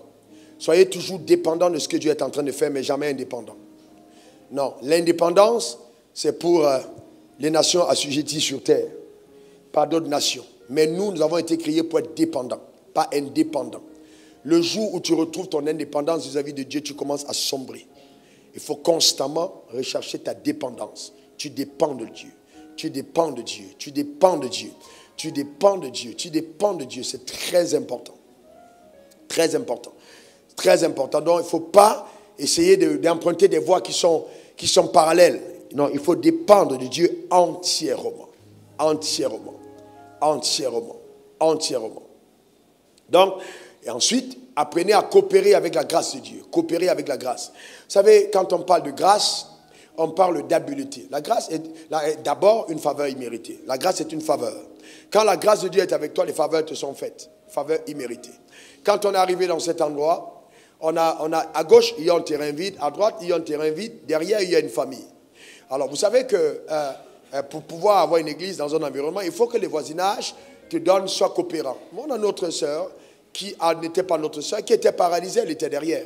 Mais comme le lieu était le lieu que nous devions prendre, nous sommes allés rendre visite, on a visité les voisins, elle a trouvé paralysée, on a prié pour elle, elle a commencé à marcher.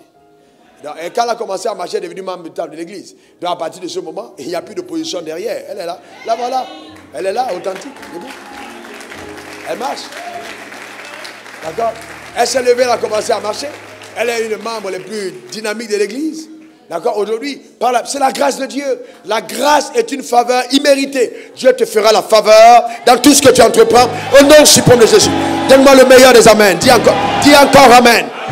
À cause des desseins qui sont rattachés à ta vie, tu auras de la faveur. La faveur, les portes vont s'ouvrir. Vous savez, quand la faveur de Dieu est sur toi, et je me suis rendu compte qu'il y a des gens qui ont la faveur de Dieu avant de rencontrer Dieu. Parce que souvent nous pensons que notre histoire avec Dieu commence le jour de notre nouvelle naissance. Non, elle commence le jour de notre naissance. Notez-le.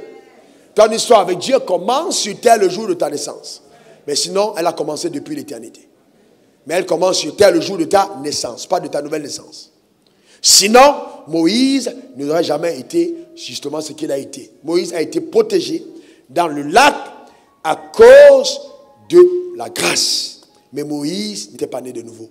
Moïse ne savait même pas ce que c'est.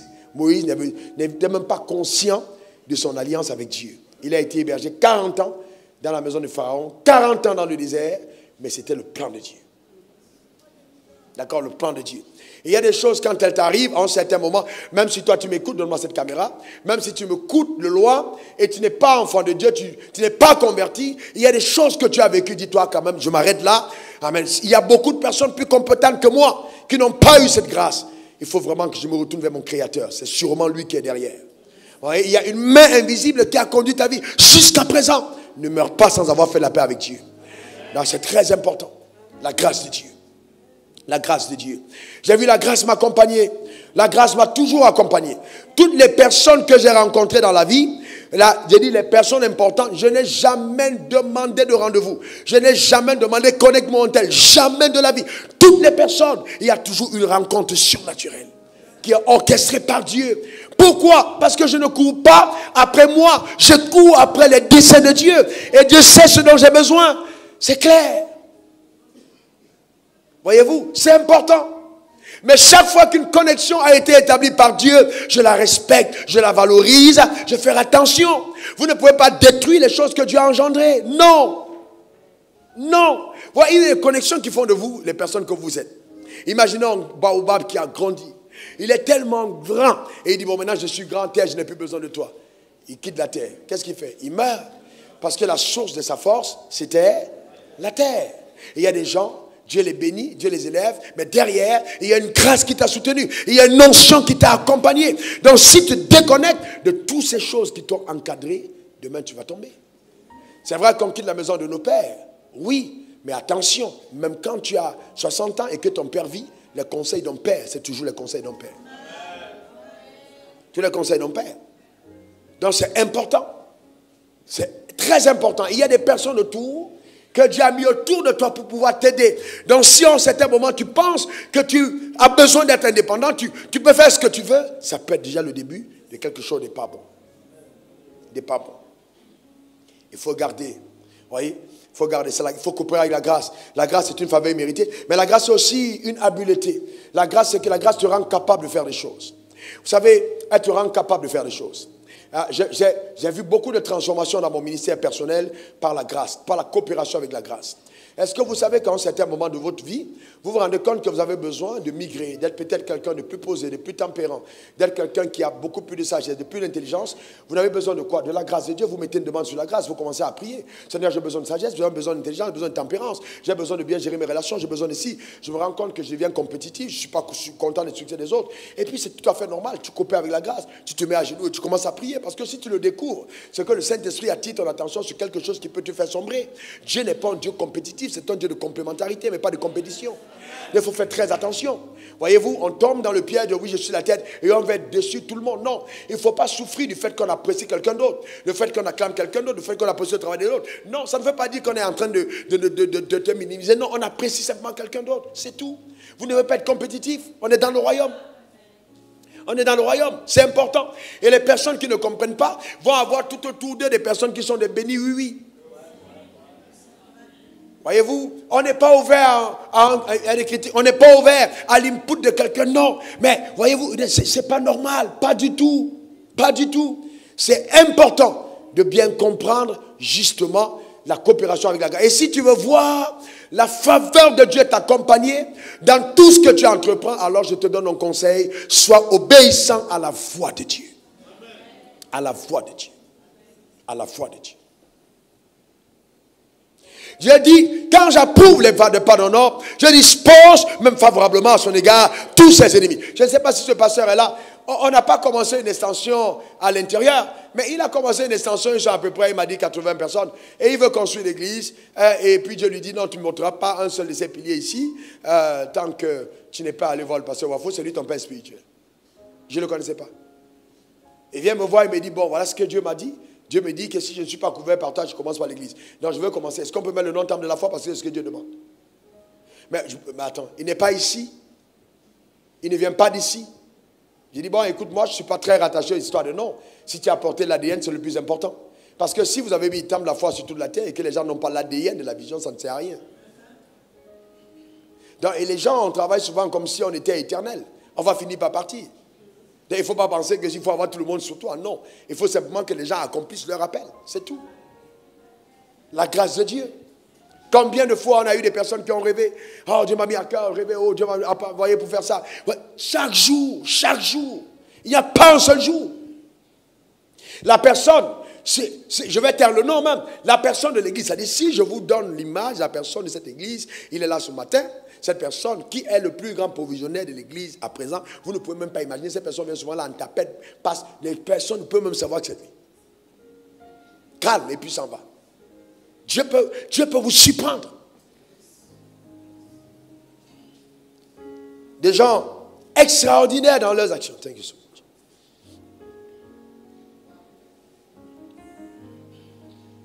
Thanks. Donc, voyez, il faut faire attention, frère. Il faut faire attention. Dieu est extraordinaire. Dieu est extraordinaire. Quand Dieu approuve tes voies, tout ce qu'il te demande de faire, la main de Dieu sera sur toi. Mais il faut simplement obéir à sa voix. La faveur a plus de valeur que l'argent. La faveur a plus de valeur que l'argent. Plus de valeur que l'argent. Un jour, une dame à l'église, dont je ne connaissais même pas la force, vient me voir dans mon bureau et me dit, pasteur, s'il te plaît, bon, moi je suis un peu embêté quand il faut venir à devant, donner ma portion d'alliance. Maintenant, je ne veux plus vraiment procéder comme ça. Est-ce que je peux avoir un numéro de compte? Voilà, bon, au départ, j'ai accepté, j'ai dit, ok, on va faire comme ça, mais après, je l'ai éduqué, elle a compris. Maintenant, elle vient devant. Et, ok, je vais avoir un numéro de compte, donne-moi un numéro de compte d'église. Je vais virer mon argent discrètement, je n'ai vraiment pas envie qu'on sache ce que je donne. Mais vous voyez une personne à l'église, effacez simplement, viens à l'église, là, même si vous parlez, elle ne parle pas, elle se lève et s'en va. Voyez-vous, c'est ça la grâce. Quand la grâce est avec toi, la faveur t'accompagne, tu n'as pas besoin de bruit, il faut rester calme. Amen, il faut rester calme, la grâce de Dieu. Quelqu'un dit la grâce. Quelqu'un dit encore la grâce. Et vous savez, c'est à cause de la grâce que les talents et les dons te sont donnés. Donc Dieu t'a fait des dons, des dons. Tu as des dons en toi, tu as des dons, tu as des dons. Tu as des dons. Personne ne peut avoir des dons de Dieu et prétendre qu'il est pauvre ou il a été délaissé par Dieu. Impossible. Le don est une dotation divine qui garantit ta survie sur terre et ton impact dans ta génération. Le don, c'est-à-dire quand je parle de survie, c'est-à-dire l'équipement naturel, et ton succès, l'impact surnaturel.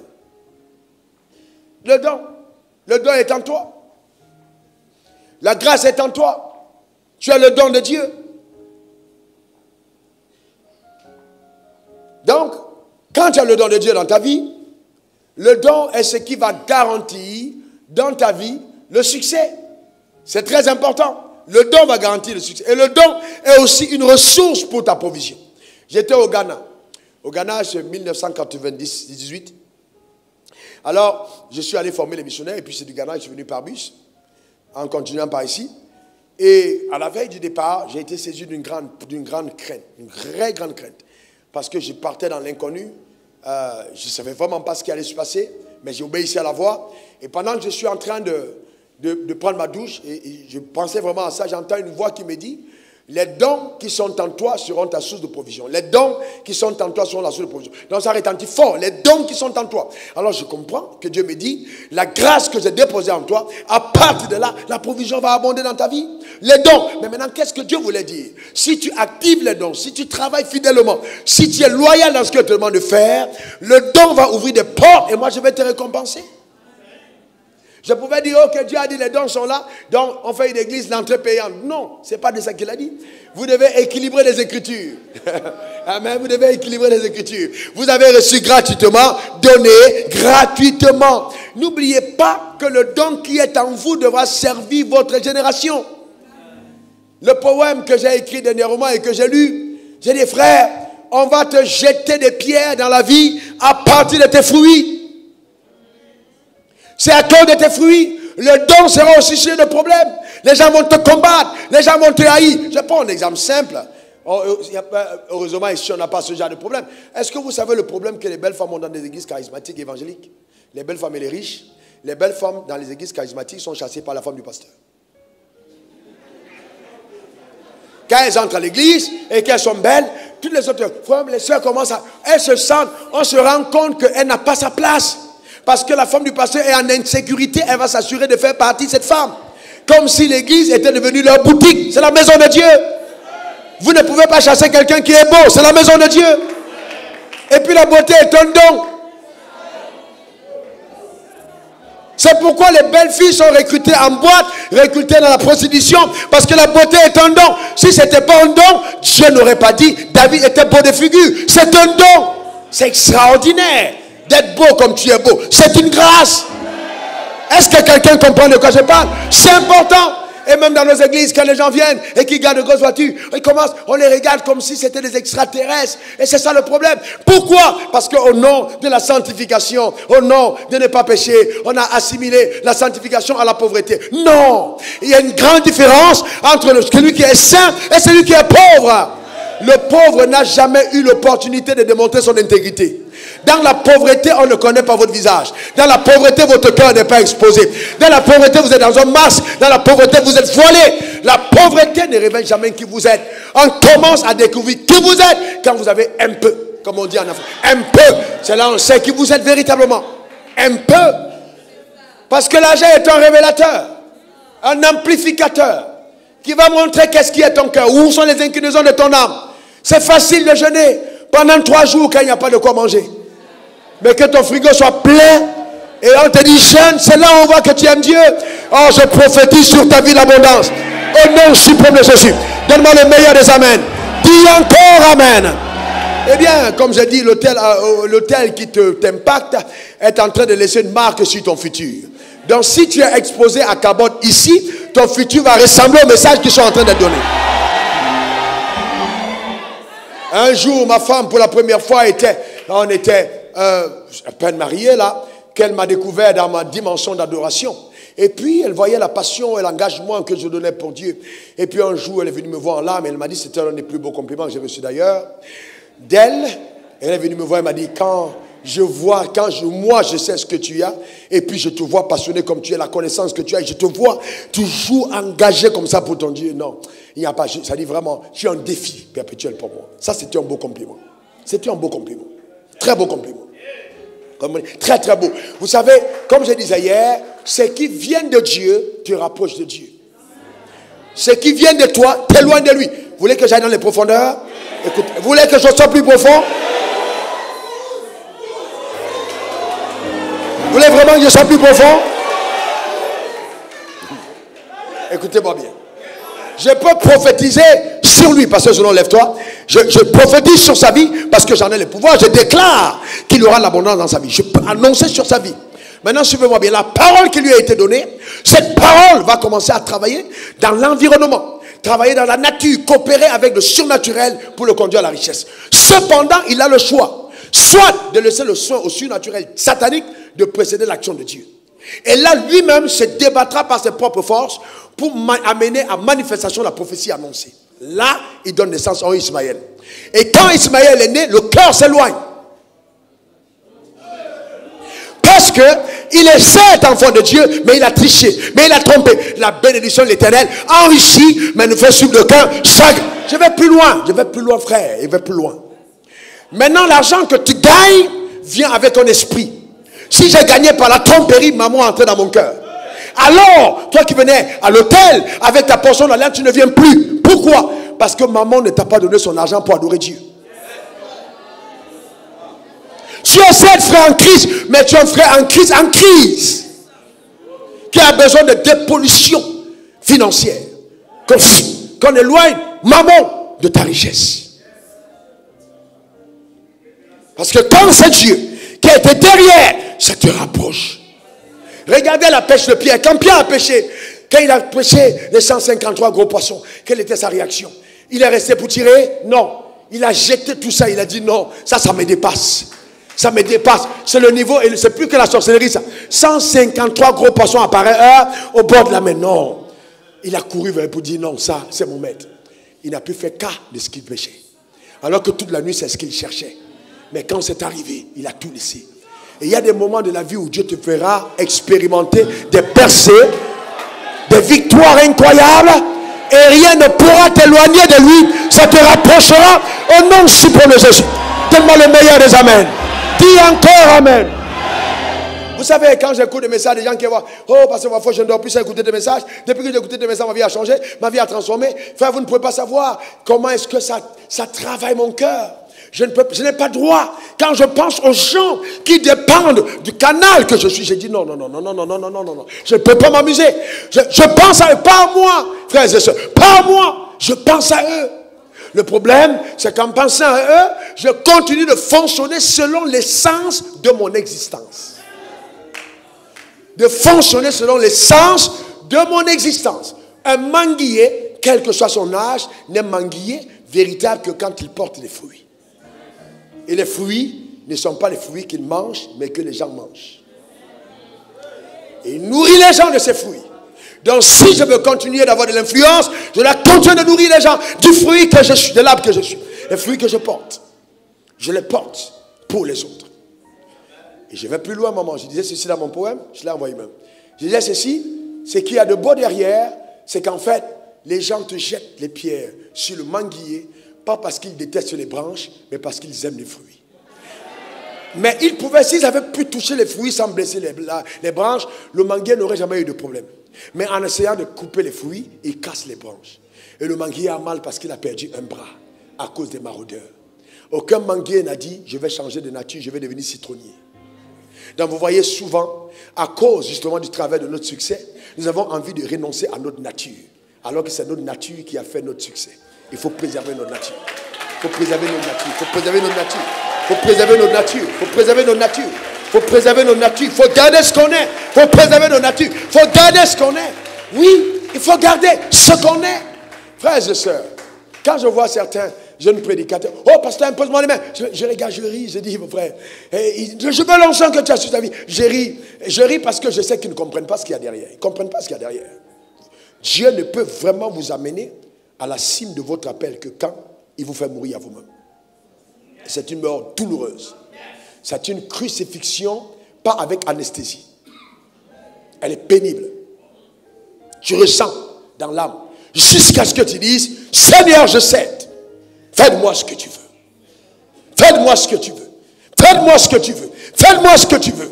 Et oui, là, tu passes en autre palier. Pourquoi veux-tu la réussite que tu recherches? Pourquoi veux-tu la position que tu occupes? Pourquoi veux-tu l'argent que tu veux gagner? Pourquoi as-tu ce que tu as? As-tu compris le sens de tes possessions? Pourquoi as-tu les dons que tu as? Pourquoi? Pourquoi? C'est pourquoi, vous voyez, par exemple, en tant que pasteur, j'ai beaucoup d'amis, je suis connecté à beaucoup d'amis, grands prédicateurs de la parole de Dieu, mais c'est rarement on a plus de 4 invités par an à l'église. Parce que j'ai simplement compris mon rôle de pasteur. Tant que je suis encore pasteur, je dois avoir de lait qui coule. Et de temps en temps, je dois inviter des gens qui viennent donner les biberons. Le rôle du berger, c'est de conduire les brebis au vert pâturage. C'est ça le berger. Quand on est dans un ministère, on peut faire du sensationnel. Quand on est dans l'église, on doit construire les gens. Et c'est quelque chose d'intelligent et de spirituel. Il y a des époques et des messages, si je vous montre dans mes notes, j'ai 76 messages encore non enseignés en série, 76 séries. J'ai 76 séries dans mon message enseigné, 76 séries que je n'ai pas encore touchées. Mais parce que chaque série correspond à l'âge spirituel de l'Église. Donc, si vous ne comprenez pas ça, vous êtes allé dans le bruit. Non, on ne construit pas les gens dans le bruit. Pour construire les gens, c'est un travail intelligent. C'est un travail méthodique. Il faut amener les gens d'un point A en point B, en point B en point C, en point C en point D. C'est important. C'est pourquoi jusqu'à présent, quand un de mes collaborateurs enseigne, j'exige le message avant pour lire et m'assurer qu'on est en train de mettre la bonne brique. C'est pas pour dire qu'ils ne sont pas bons, non, mais j'ai la responsabilité de berger. Ils sont tous très bons d'ailleurs, mais il est important de lire. Et quelle beauté quand, par exemple, dimanche passé, on a 3 serviteurs de Dieu différents qui apportent 3 messages similaires. J'ai dit, waouh, Dieu parle. Ce n'est pas imposé. J'ai dit, allez-y, priez et balancez-moi votre message. Et vous voyez, les 3 personnes vibrent dans la même fréquence. Je dis, Dieu est à l'œuvre. Dieu est à l'œuvre. Voyez-vous, c'est important. Donc, ce n'est pas simplement une affaire de popularité, non, ça n'a rien à voir. Il faut être à même de rester intègre par rapport à ton appel. Quand le succès arrive, les gens sont étonnés. Aujourd'hui, nous sommes, je peux le dévoiler en face, où vraiment Dieu m'a mis à cœur de sortir la nouvelle. Il y a une nouvelle génération de leaders qui est en train de monter. Alors, comme avant, j'avais relâché un peu la main, je venais au culte 30 minutes, après ça arrivait 7 heures. Le matin, ça dit normalement, les ouvriers avaient 6h30, les ouvriers fidèles. Et à 7h, on est là pour la prière. Et 7h30, on commence le culte. Alors donc, j'ai changé, maintenant je reviens à 6h. Pourquoi je reviens à 6h? Parce que si je veux montrer l'exemple à ceux qui sont élevés, il faut qu'ils me voient arriver aux heures où ils doivent arriver. Donc, en tant que leader, je dois montrer l'exemple. Donc, si j'ai assez d'énergie en tant que leader, je dois revenir encore à 6 heures, être parmi les 5 personnes qui arrivent à l'église en premier, pour que tous les collaborateurs que je veux susciter en second soient à même de voir cet exemple. Et qu'ils ne soient pas engendrés selon l'image d'Adam qui a perdu l'image de Dieu. Voyez-vous? Et souvent, on ne comprend pas. On a bâti de grandes structures. On a l'intelligence, on met des choses là. Et puis, vous laissez à la porte de vos entreprises des personnes qui n'ont pas votre ADN. Jésus a dit, je suis la porte des brebis. C'est-à-dire, quand on entre, on doit voir mon ADN.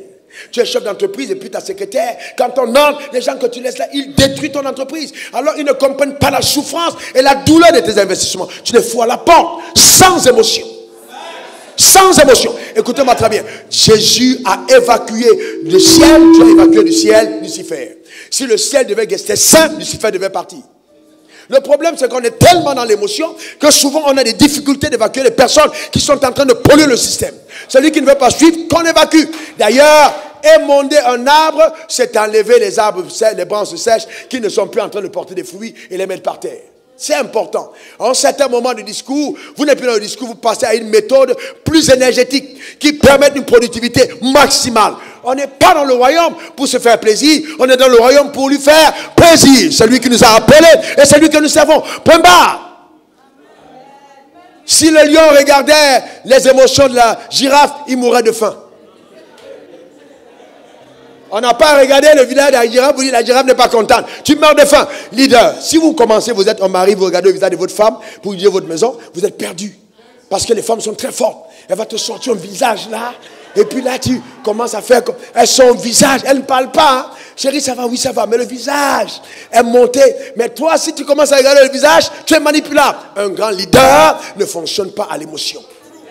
Il n'y a pas une question d'émotion. Le visage est tordu au nord, il va revertir au sud, après il va revenir normal. Tu restes tranquille jusqu'à ce que la personne se calme. Est-ce que quelqu'un comprend de quoi je parle? Ah ouais. Ah ouais, c'est ça. Jusqu'à ce que la personne se calme. Il ne faut pas être émotif.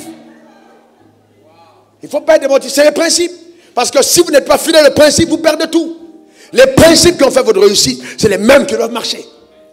Jusqu'à aujourd'hui, je n'accepte pas les rendez-vous les samedis soirs. Un restaurant, c'est si jamais, il fait jamais. Ma femme peut partir, peut-elle me représenter? Je ne pars pas. Parce que ce sont les mêmes principes qui font la force. Les gens doivent manger dimanche matin. Je ne peux pas m'amuser à jouer samedi soir. Impossible. Il n'y a pas de raison. Il n'y a pas de raison. Oh oui, mais c'est le mariage de ta fidèle. Oui, mais attends. Les gens peuvent aller au mariage. Je ne suis pas obligé d'aller au mariage. Oh, pasteur, il faut que tu bénisses mon mariage. Quand tu allais à la mairie, tu as demandé au maire principal de bénir ton mariage? Le maire principal n'était pas là. Son adjoint, tu as accepté. Pourquoi tu veux que je sois là? Si je ne peux pas être là, je ne suis pas là. Si tu veux vraiment que je sois là, marie ton vendredi, je serai sûrement là. Mais un samedi, c'est délicat. Vous comprenez ce que je chante? C'est important. Mais vous le faites avec amour, vous enseignez, vous faites comprendre aux gens. Exactement, c'est très important. Vous devez faire attention. Je parle aux leaders. Les leaders fonctionnent sur des principes.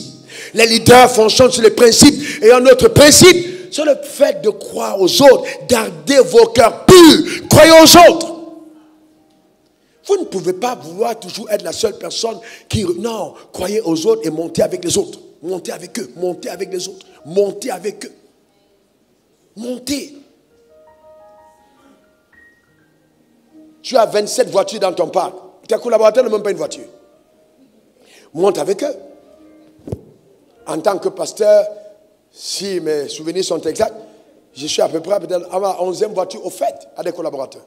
Offerte, donnée. Tiens, voilà une clé. Tiens, voilà une clé. Je ne sais pas combien de maisons, mais déjà, les maisons, on est peut-être à 5. Et ça va commenter.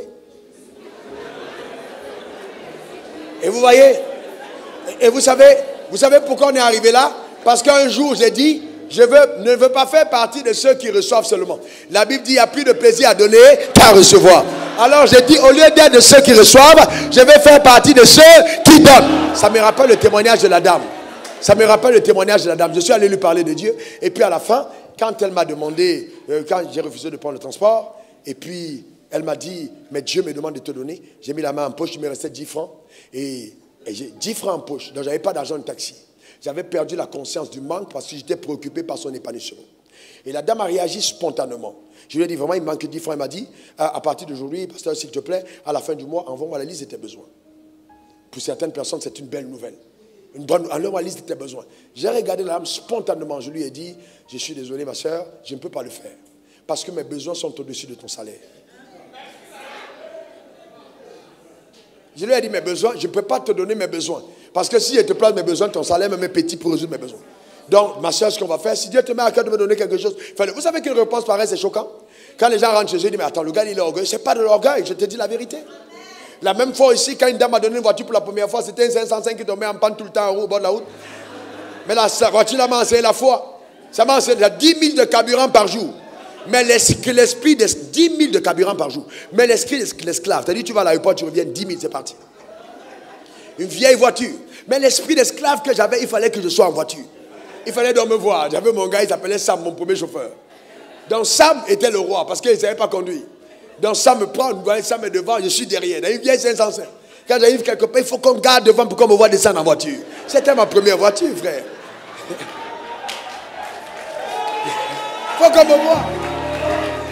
Et vous savez, et quand tu es dans des positions pareilles, tu penses que tu es tellement puissant. Tu gardes, tu descends de ta voiture et puis tu es un porteur d'âme, il est là avec ta Bible. Et la Bible est grosse, tu vois Sam, et là il se balade. Sam joue l'important parce que... Et je dépends de Sam. Donc si Sam est en retard, je suis en retard. Donc Sam devient important dans le système. Ouais, c'est incroyable. Jusqu'à ce qu'un jour, je place une demande devant Dieu, j'ai dit, Seigneur, tu as besoin d'une voiture. Et je continue, il me dit, mais en fait, la voiture que tu es en train de rouler, ce n'est pas celle que tu as commandée. Il m'a dit, tu as demandé une Mercedes. Tu as mis la photo de la Mercedes dans ton bureau. Tu veux une Mercedes. Et toi, tu as pris la 505. Il m'a dit, non, ce n'est pas la voiture que tu as demandé. Donc, qu'est-ce que je fallait faire? Je pouvais dire, Dieu, envoie d'abord la Mercedes, je vais rendre la 505. Il m'a dit, non, va remettre la 505. J'ai pris les clés, je suis allé voir la dame, Madame Follet, à l'époque, là, une gentille dame qui était en même temps mon propriétaire. J'ai dit, Madame, merci beaucoup, mais Dieu me met à cœur de te remettre ta voiture. Ce n'est pas la mienne. C'était ma première voiture. Je suis rentré à pied, j'ai repris le Warren. Mais quand j'étais dans le Warren, je me voyais dans ma Mercedes.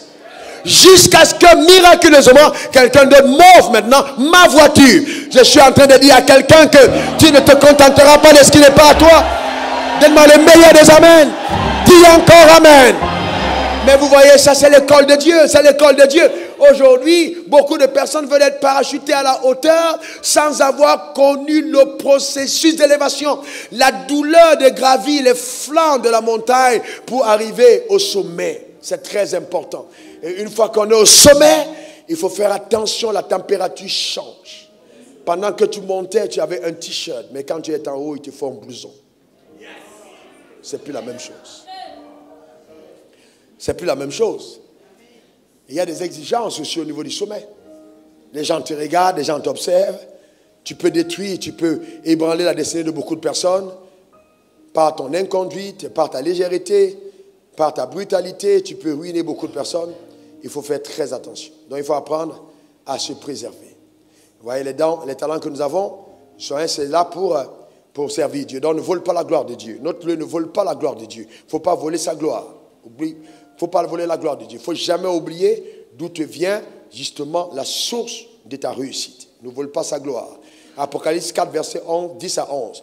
Les 24 vieillards se prosternaient devant lui, qui était assis sur le trône, et il adore celui qui vit au siècle des siècles, et ils jettent leur couronne devant le trône, en disant, tu es digne, le Seigneur, Dieu, de recevoir la gloire et l'honneur et la puissance, car tu as créé toutes choses, et par ta volonté, et c'est par ta volonté qu'elles existent et qu'elles ont été créées.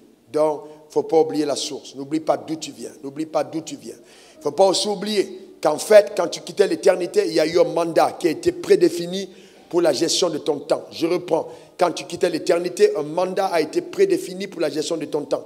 Il faut donc vivre le maximum de ton temps à accomplir le mandat éternel. Quand tu as quitté l'éternité, on t'a confié une tâche, on t'a donné une mission. Il faut donc vivre pour l'accomplir. Il y a un mandat qui t'a été donné.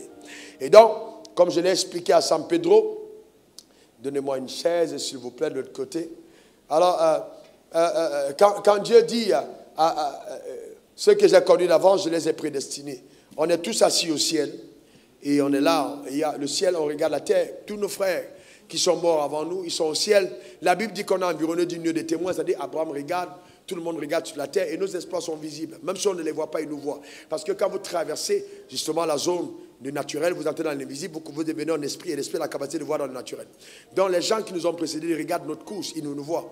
Donc quand nous sommes au ciel, et nous sommes avec Dieu, Dieu, nous voyons ce qui se passe sur terre. Et quand nous devons quitter le ciel, Dieu nous appelle de côté, il dit, ok, et voilà, tu vas descendre sur la terre, voilà ce que tu vas faire, voilà. Donc quand tu quittes le ciel, tu vas transiter vers le ventre de ta mère. Mais en entrant dans le ventre de ta mère a été conçue dans le péché. L'iniquité fait que tout ce que Dieu t'a dit avant, tu as oublié. Tu ne te souviens plus de ce que Dieu t'a dit. Mais quand Dieu dit qu'il t'a connu d'avance, il a connu tes aptitudes, tes talents, ton potentiel. Il y a tout qui t'a déjà été dit là-haut. Maintenant, quand tu es dans le ventre de ta mère, tu oublies tout parce que tu es né dans le péché. Est-ce qu'il ne vous est pas souvent arrivé quelque part d'être dans un endroit et d'avoir l'impression d'avoir déjà vu? Non, non, soyez sérieux, vous avez l'impression d'avoir déjà vu? Est-ce qu'il ne vous est pas arrivé d'avoir l'impression d'avoir déjà vécu une scène? Mais pourquoi? Parce qu'en fait, vous êtes spirituel. Il y a des choses qui ont été déjà vues à l'avance. Il y a des choses qui ont déjà été pratiquées à l'avance. Il y a des scènes que vous avez déjà vécues. Parce que c'est quelque chose qui se joue comme en différé. Il dit, ceux que j'ai connus d'avance, je les ai prédestinés. Préparés pour une destination. Ceux que j'ai prédestinés, je les ai appelés. Frère, le salut que nous avons reçu est la conséquence d'une prédestination. Si Jésus ne t'a pas aimé, tu ne peux pas être sauvé. Impossible. Il y a un choix pour te porter sur ta vie. Si ce n'était pas ça, tu ne serais pas sauvé. Il y a des gens qui ont entendu l'évangile plus dur que toi, ils ne t'ont pas sauvé. Mais toi, tu as été sauvé parce qu'il y a un mandat. Donc maintenant, je dois vivre le restant de mes jours pour accomplir ce mandat. Et non aller à l'église. Aller à l'église n'est pas mon appel. Accomplir ce mandat, c'est mon appel. C'est très important. Donc, écoutez-moi bien, nous ne sommes pas appelés à avoir des grandes églises. Non, ce n'est pas notre appel. Dieu n'a pas appelé quelqu'un pour dire, je t'appelle à avoir 10 000 membres. Il n'a jamais dit ça. Et il t'appelle et il te dit, prêche la parole de foi, guéris les malades. Voilà l'appel. Maintenant, en le faisant, peut-être tu as 20 000, 30 000 membres. Mais ce n'est pas ça l'appel. 30 000 membres, ce n'est pas l'appel. Non. Une grande église, ce n'est pas l'appel. Non. Avoir la plus grande église de France, ce n'est pas un appel. Non. Dieu n'a jamais dit à quelqu'un va avoir la plus grande église de France. Ce n'est pas vrai. Quelqu'un dit ça, il ment. Dieu ne parle pas comme ça. Dieu se soucie des gens et non de la structure. Parce qu'il sait que la structure peut détruire les gens. Il n'est plus soucieux des gens. Sinon, Jésus aurait battu une église et laissé Pierre pasteur principal. Il n'a pas fait. Il a bâti Pierre et il a laissé Pierre continuer. Quand il dit je bâtirai mon église, ce n'était pas les gens dans une assemblée, c'était les gens qu'il met à part, son ecclésia, qu'il met à part pour l'influence du monde. D'accord? Donc ne laissez pas votre succès vous enfermer. Non, votre succès ne vous enferme pas. Déployez-vous. Déployez-vous. Vous voulez que je progresse? Ou alors qu'à votre prochain, on continue dessus? Écoutez-moi bien. Vous savez que celui qui avait 5 talents a donné combien de talents en retour? Il a donné combien? Celui qui avait 2 a donné combien de talents? 4. Celui qui avait 1? Enterré 1. Est-ce que celui qui avait 5 talents, s'il avait ramené 8 talents, c'est-à-dire plus 3, il aurait été fidèle? Belle question. Non, il avait 5 talents, il a ramené 10. Il avait 2 talents, il a ramené 4. Il avait 1 talent, il a enterré. S'il avait ramené 8 talents, est-ce qu'il aurait été fidèle? Alors, voici ce qui se passe. Certains d'entre vous avaient eu 5 talents et vous avez déjà produit 8. Et au 8e talent, vous devenez ivre, alors qu'il y a 2 talents latents. En fait, c'est pour ça que Dieu dit, le juste vivra par la foi. S'il se retire, mon âme ne prend plus plaisir à lui. Se retirer ne veut pas dire, je crois en Dieu pour une maison. La foi n'est pas une question de possession. La foi, c'est d'abord une question d'obéissance à la voix pour les réalisations. Tous les hommes, des grands hommes de foi, dans la Bible, n'ont pas eu la foi pour manger. Non, ils ont eu la foi pour conquérir le monde. Ils ont eu la foi pour la croix. C'est pas la foi que nous reconnaissons que le monde a été créé par la parole de Dieu. Vous ne mangez dedans rien. C'est par la foi que Abel offrit un sacrifice plus excellent que celui de Caïn. N'est-ce pas? C'est par la foi que Noé divinement est averti par Dieu construisit l'arche. C'est par la foi que Abraham averti quitta son pays. C'est par la foi que Noé... Frère, la foi t'amène à réaliser. La foi te donne d'épouser la voie pour l'action dans le temps. C'est ça la vraie foi. Et on a transformé nos églises en foi pour avoir l'argent, foi pour avoir les maisons. Non, la foi c'est impacter les vies. La foi c'est donner l'écho à la croix dans notre dispensation. Donc quand les gens arrivent, ah oui, j'ai déjà eu 8 talents. Alors, hey, je suis arrivé. Mais tu es arrivé par rapport à quoi? Peut-être tu es dans ton secteur, tu es dans ton bus prospère. Mais c'est vrai. Mais qu'est-ce que Dieu t'a dit? Il dit empire financier. Quand il te dit empire financier, quand tu as 5 milliards, tu n'as rien. Il a dit empire. C'est-à-dire qu'il t'amène à la dimension des Rockefeller. Il veut faire de toi quelqu'un de très puissant. Mais À 5 milliards, tu peux t'arrêter parce que les gens t'acclament. C'est dangereux. C'est pourquoi, à certains moments de la vie, il faut accepter de faire des mues. M-U-E. Mu, c'est-à-dire muer, changer de peau. La délocalisation.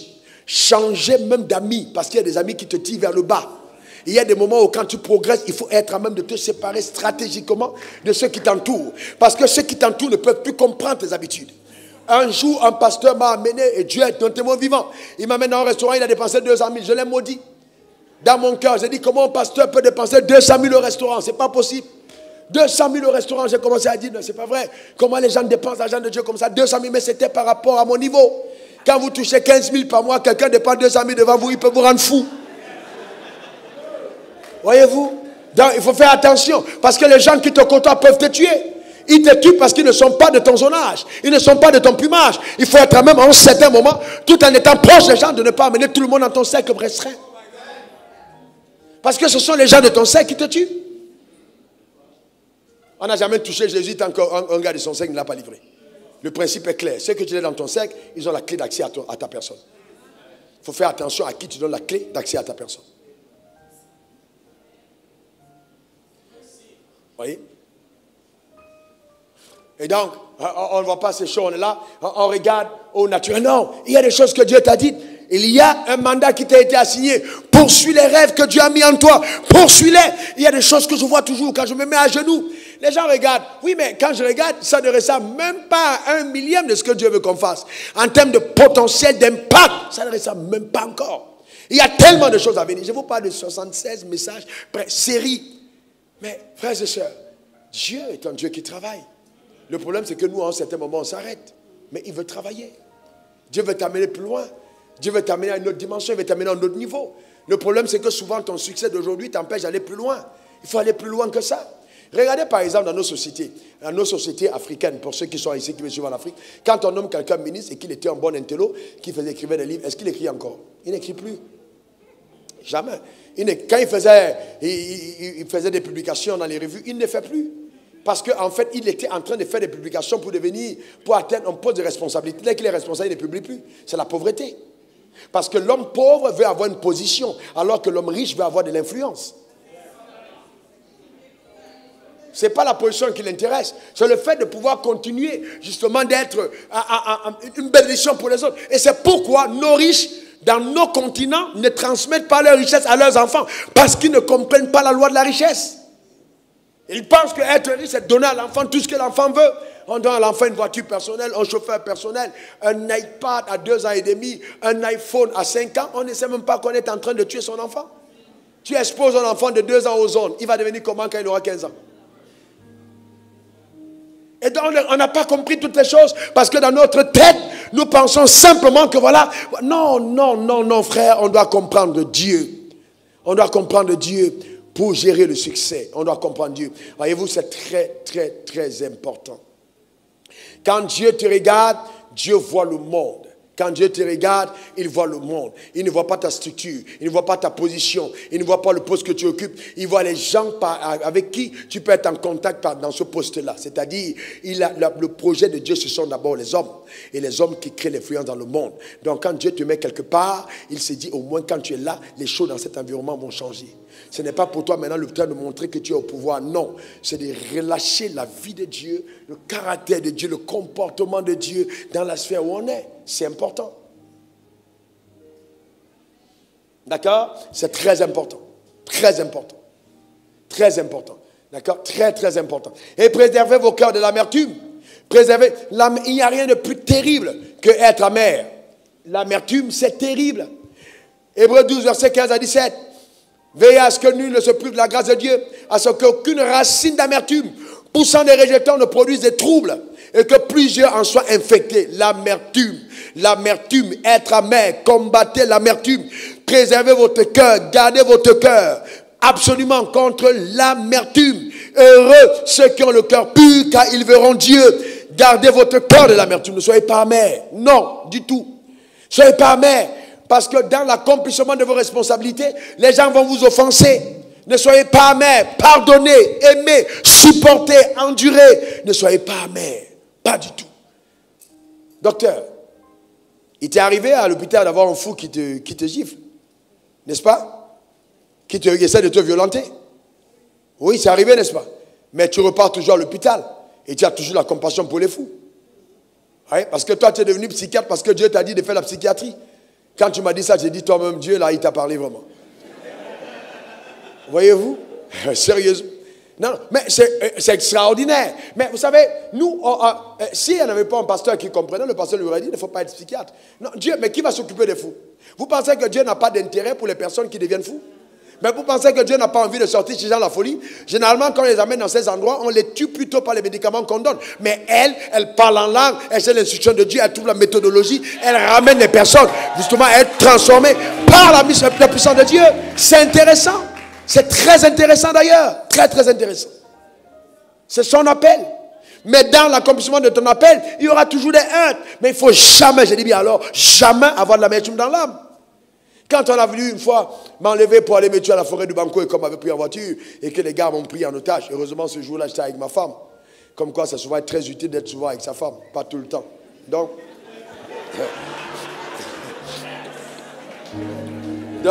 ce jour-là, on était dans la voiture, les gars nous prennent et puis ils m'amènent à la... Mais ils réalisent que je suis avec ma femme. Et quand ma femme parle, ils se rendent bien compte, c'est une Ivoirienne. Ça ne correspond pas à ce qu'on leur a dit. Et puis, dans la voiture, j'ai une parole de connaissance. Dieu me donne de savoir, de donner le nom de la personne qui les a envoyés. C'est-à-dire, ça vient juste par inspiration. La parole de connaissance est sortie. Et là, je dis, c'est elle qui vous envoie. Et puis, je dis, mais cette personne-là a chez moi, chez elle, telle chose pour moi. Et puis, ils disent, ah bon. Et puis, tout de suite, Dieu commence à mélanger la circonstance. Et pour terminer l'histoire, vers 2 h du matin, 1 h du matin, ils nous laissent. Et à la forêt de Banco, je leur ai dit, les gars, vous nous laissez ici, vous n'avez rien fait. Parce que là, quelqu'un d'autre va nous prendre pour nous tuer. Ramenez-nous au moins, il y a la lumière. Vous comprenez ce que je veux dire? Donc maintenant, ils nous ramènent et ils partent. D'accord? Après nous avoir arrêtés. Mais la première réaction, c'est vraiment, hey, les gens, ils ne m'aiment pas, c'est pas possible. Tu deviens amer. Tu dis, mais c'est pas possible. Vraiment, les Ivoiriens m'ont fait ça. Non, ce ne sont pas les Ivoiriens, c'est 2 flemmards dans un coin qui t'ont causé des problèmes. Et il ne faut pas permettre justement à une personne qui te fait du mal d'empoisonner toutes les autres personnes. Non, non, non, non, non, non. Il faut garder ton cœur pur. Garder ton cœur pur. C'est très important de ne pas être amer. J'ai vu beaucoup de leaders amers. Non, je ne vais plus aider les gens. J'ai aidé tes collaborateurs, il m'a fait ça. Mais qu'en est-il de Dieu?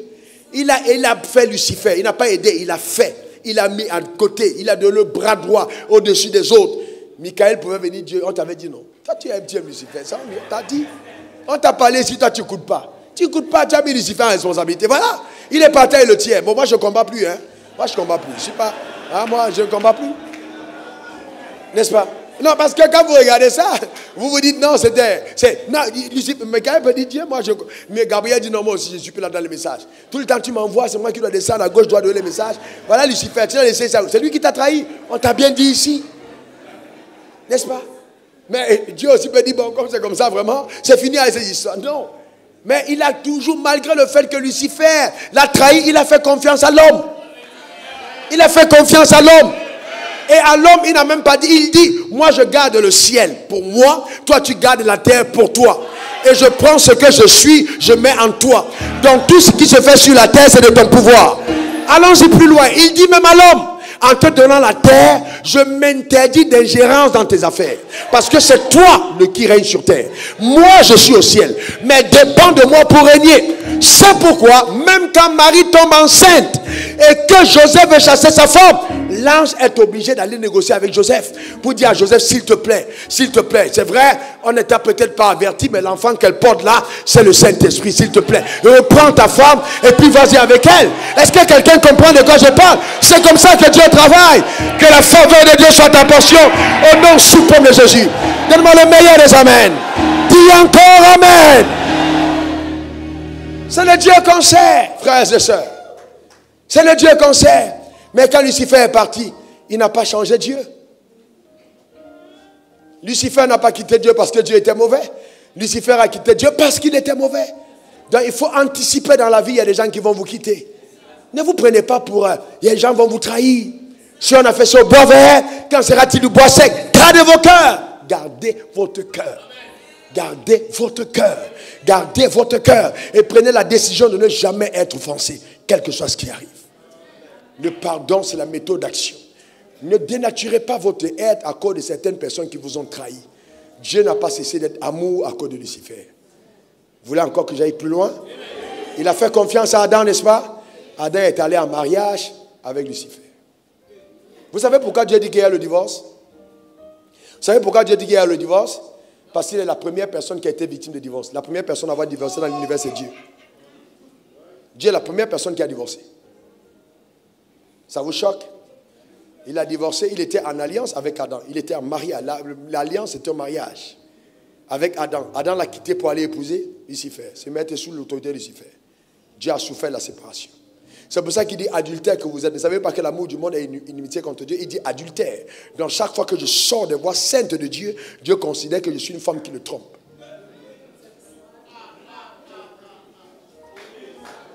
Est-ce que quelqu'un comprend ça? Donc quand il dit je hais le divorce, il connaît la déloyauté. Donc sa femme l'a quitté pour aller prendre pour mari son ennemi. Imaginez, mettez dans votre contexte.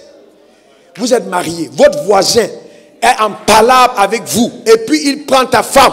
Ta femme quitte ta maison. Elle va habiter sa maison. Et toi tu as la capacité de mettre le feu dans leur maison. Tu vas les regarder. Tu vas incendier la maison la même nuit.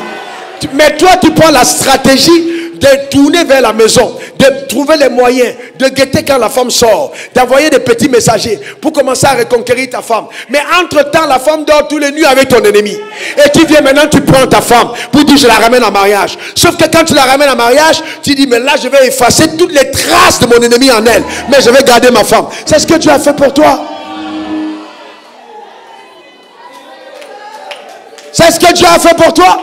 Donc quand il te dit de renouveler ton intelligence, il dit, s'il te plaît, ne me rappelle plus un seul moment que tu vivais avec mon ancien mari.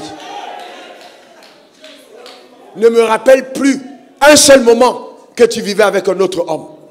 Parce que chaque fois que tu penses mal, tu me rappelles ton ancien mariage.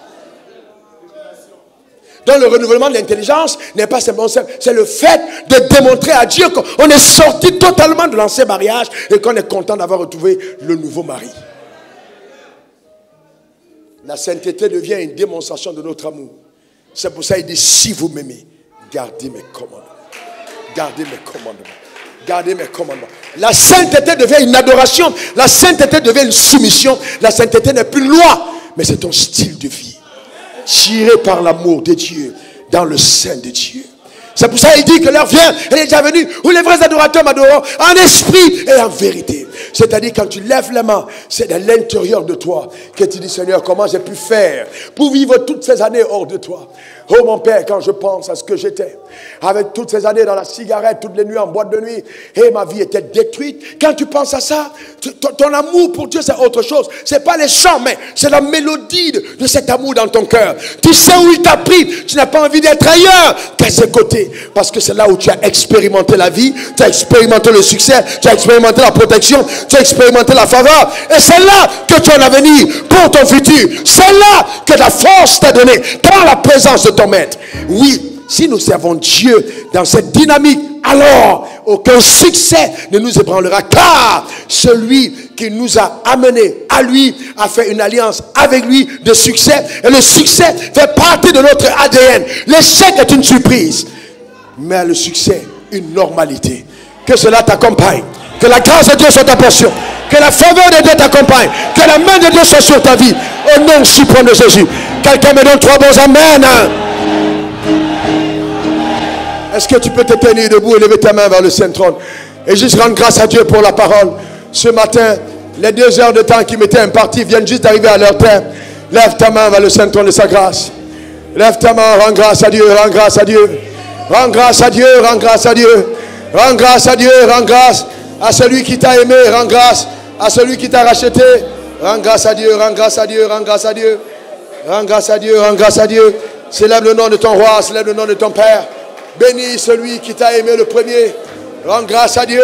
Déclare de tout ton cœur que tu ne seras pas une personne déloyale, infidèle, adultère à l'égard de Dieu, mais que tu es fier de l'avoir pour époux. Tu es fier de l'avoir pour époux. Marcher avec lui, c'est quelque chose d'incroyable à ton égard. Élève ta voix, rends grâce à Dieu, rends grâce à Dieu. Rends grâce à Dieu, bénis le nom de ton Père. Bénis le nom de celui qui était, de celui qui vient, rends grâce à Dieu. pour celui qui ne change pas. Bénis le nom de ton Père. Rends grâce à Dieu. Rends grâce à Dieu. Rends grâce à Dieu. Rends grâce à Dieu pour ta vie. Engage ton cœur. Engage ton âme. Engage ton être entier à rester rattaché, rattaché, rattaché au cep. Rattaché au cep. Rattaché au cep. Rattaché au cep. Rattaché. Rattaché à Dieu. Engage ton cœur vers le centre de sa grâce. Béni sois-tu mon Père. Que ton nom soit honoré. Que l'honneur et la gloire te soient rendus. Ta fidélité est sans pareil. Au nom suprême de Jésus. Avec votre permission, je vais prier pour vous. Mettez juste votre main sur votre cœur. Nous avons tous besoin, et moi inclus, justement, que Dieu continue d'avoir son œuvre par nos vies. Père, au nom suprême de Jésus, je vais te rendre grâce pour ta fidélité. Nous voici devant toi et personne de nous n'a été conçu par hasard. Tu as dit, vous êtes mon ouvrage que j'ai recréé en Christ Jésus pour les bonnes œuvres que j'ai préparées d'avance afin que vous puissiez les pratiquer. Nous ne sommes pas en accident, nous ne sommes pas au hasard.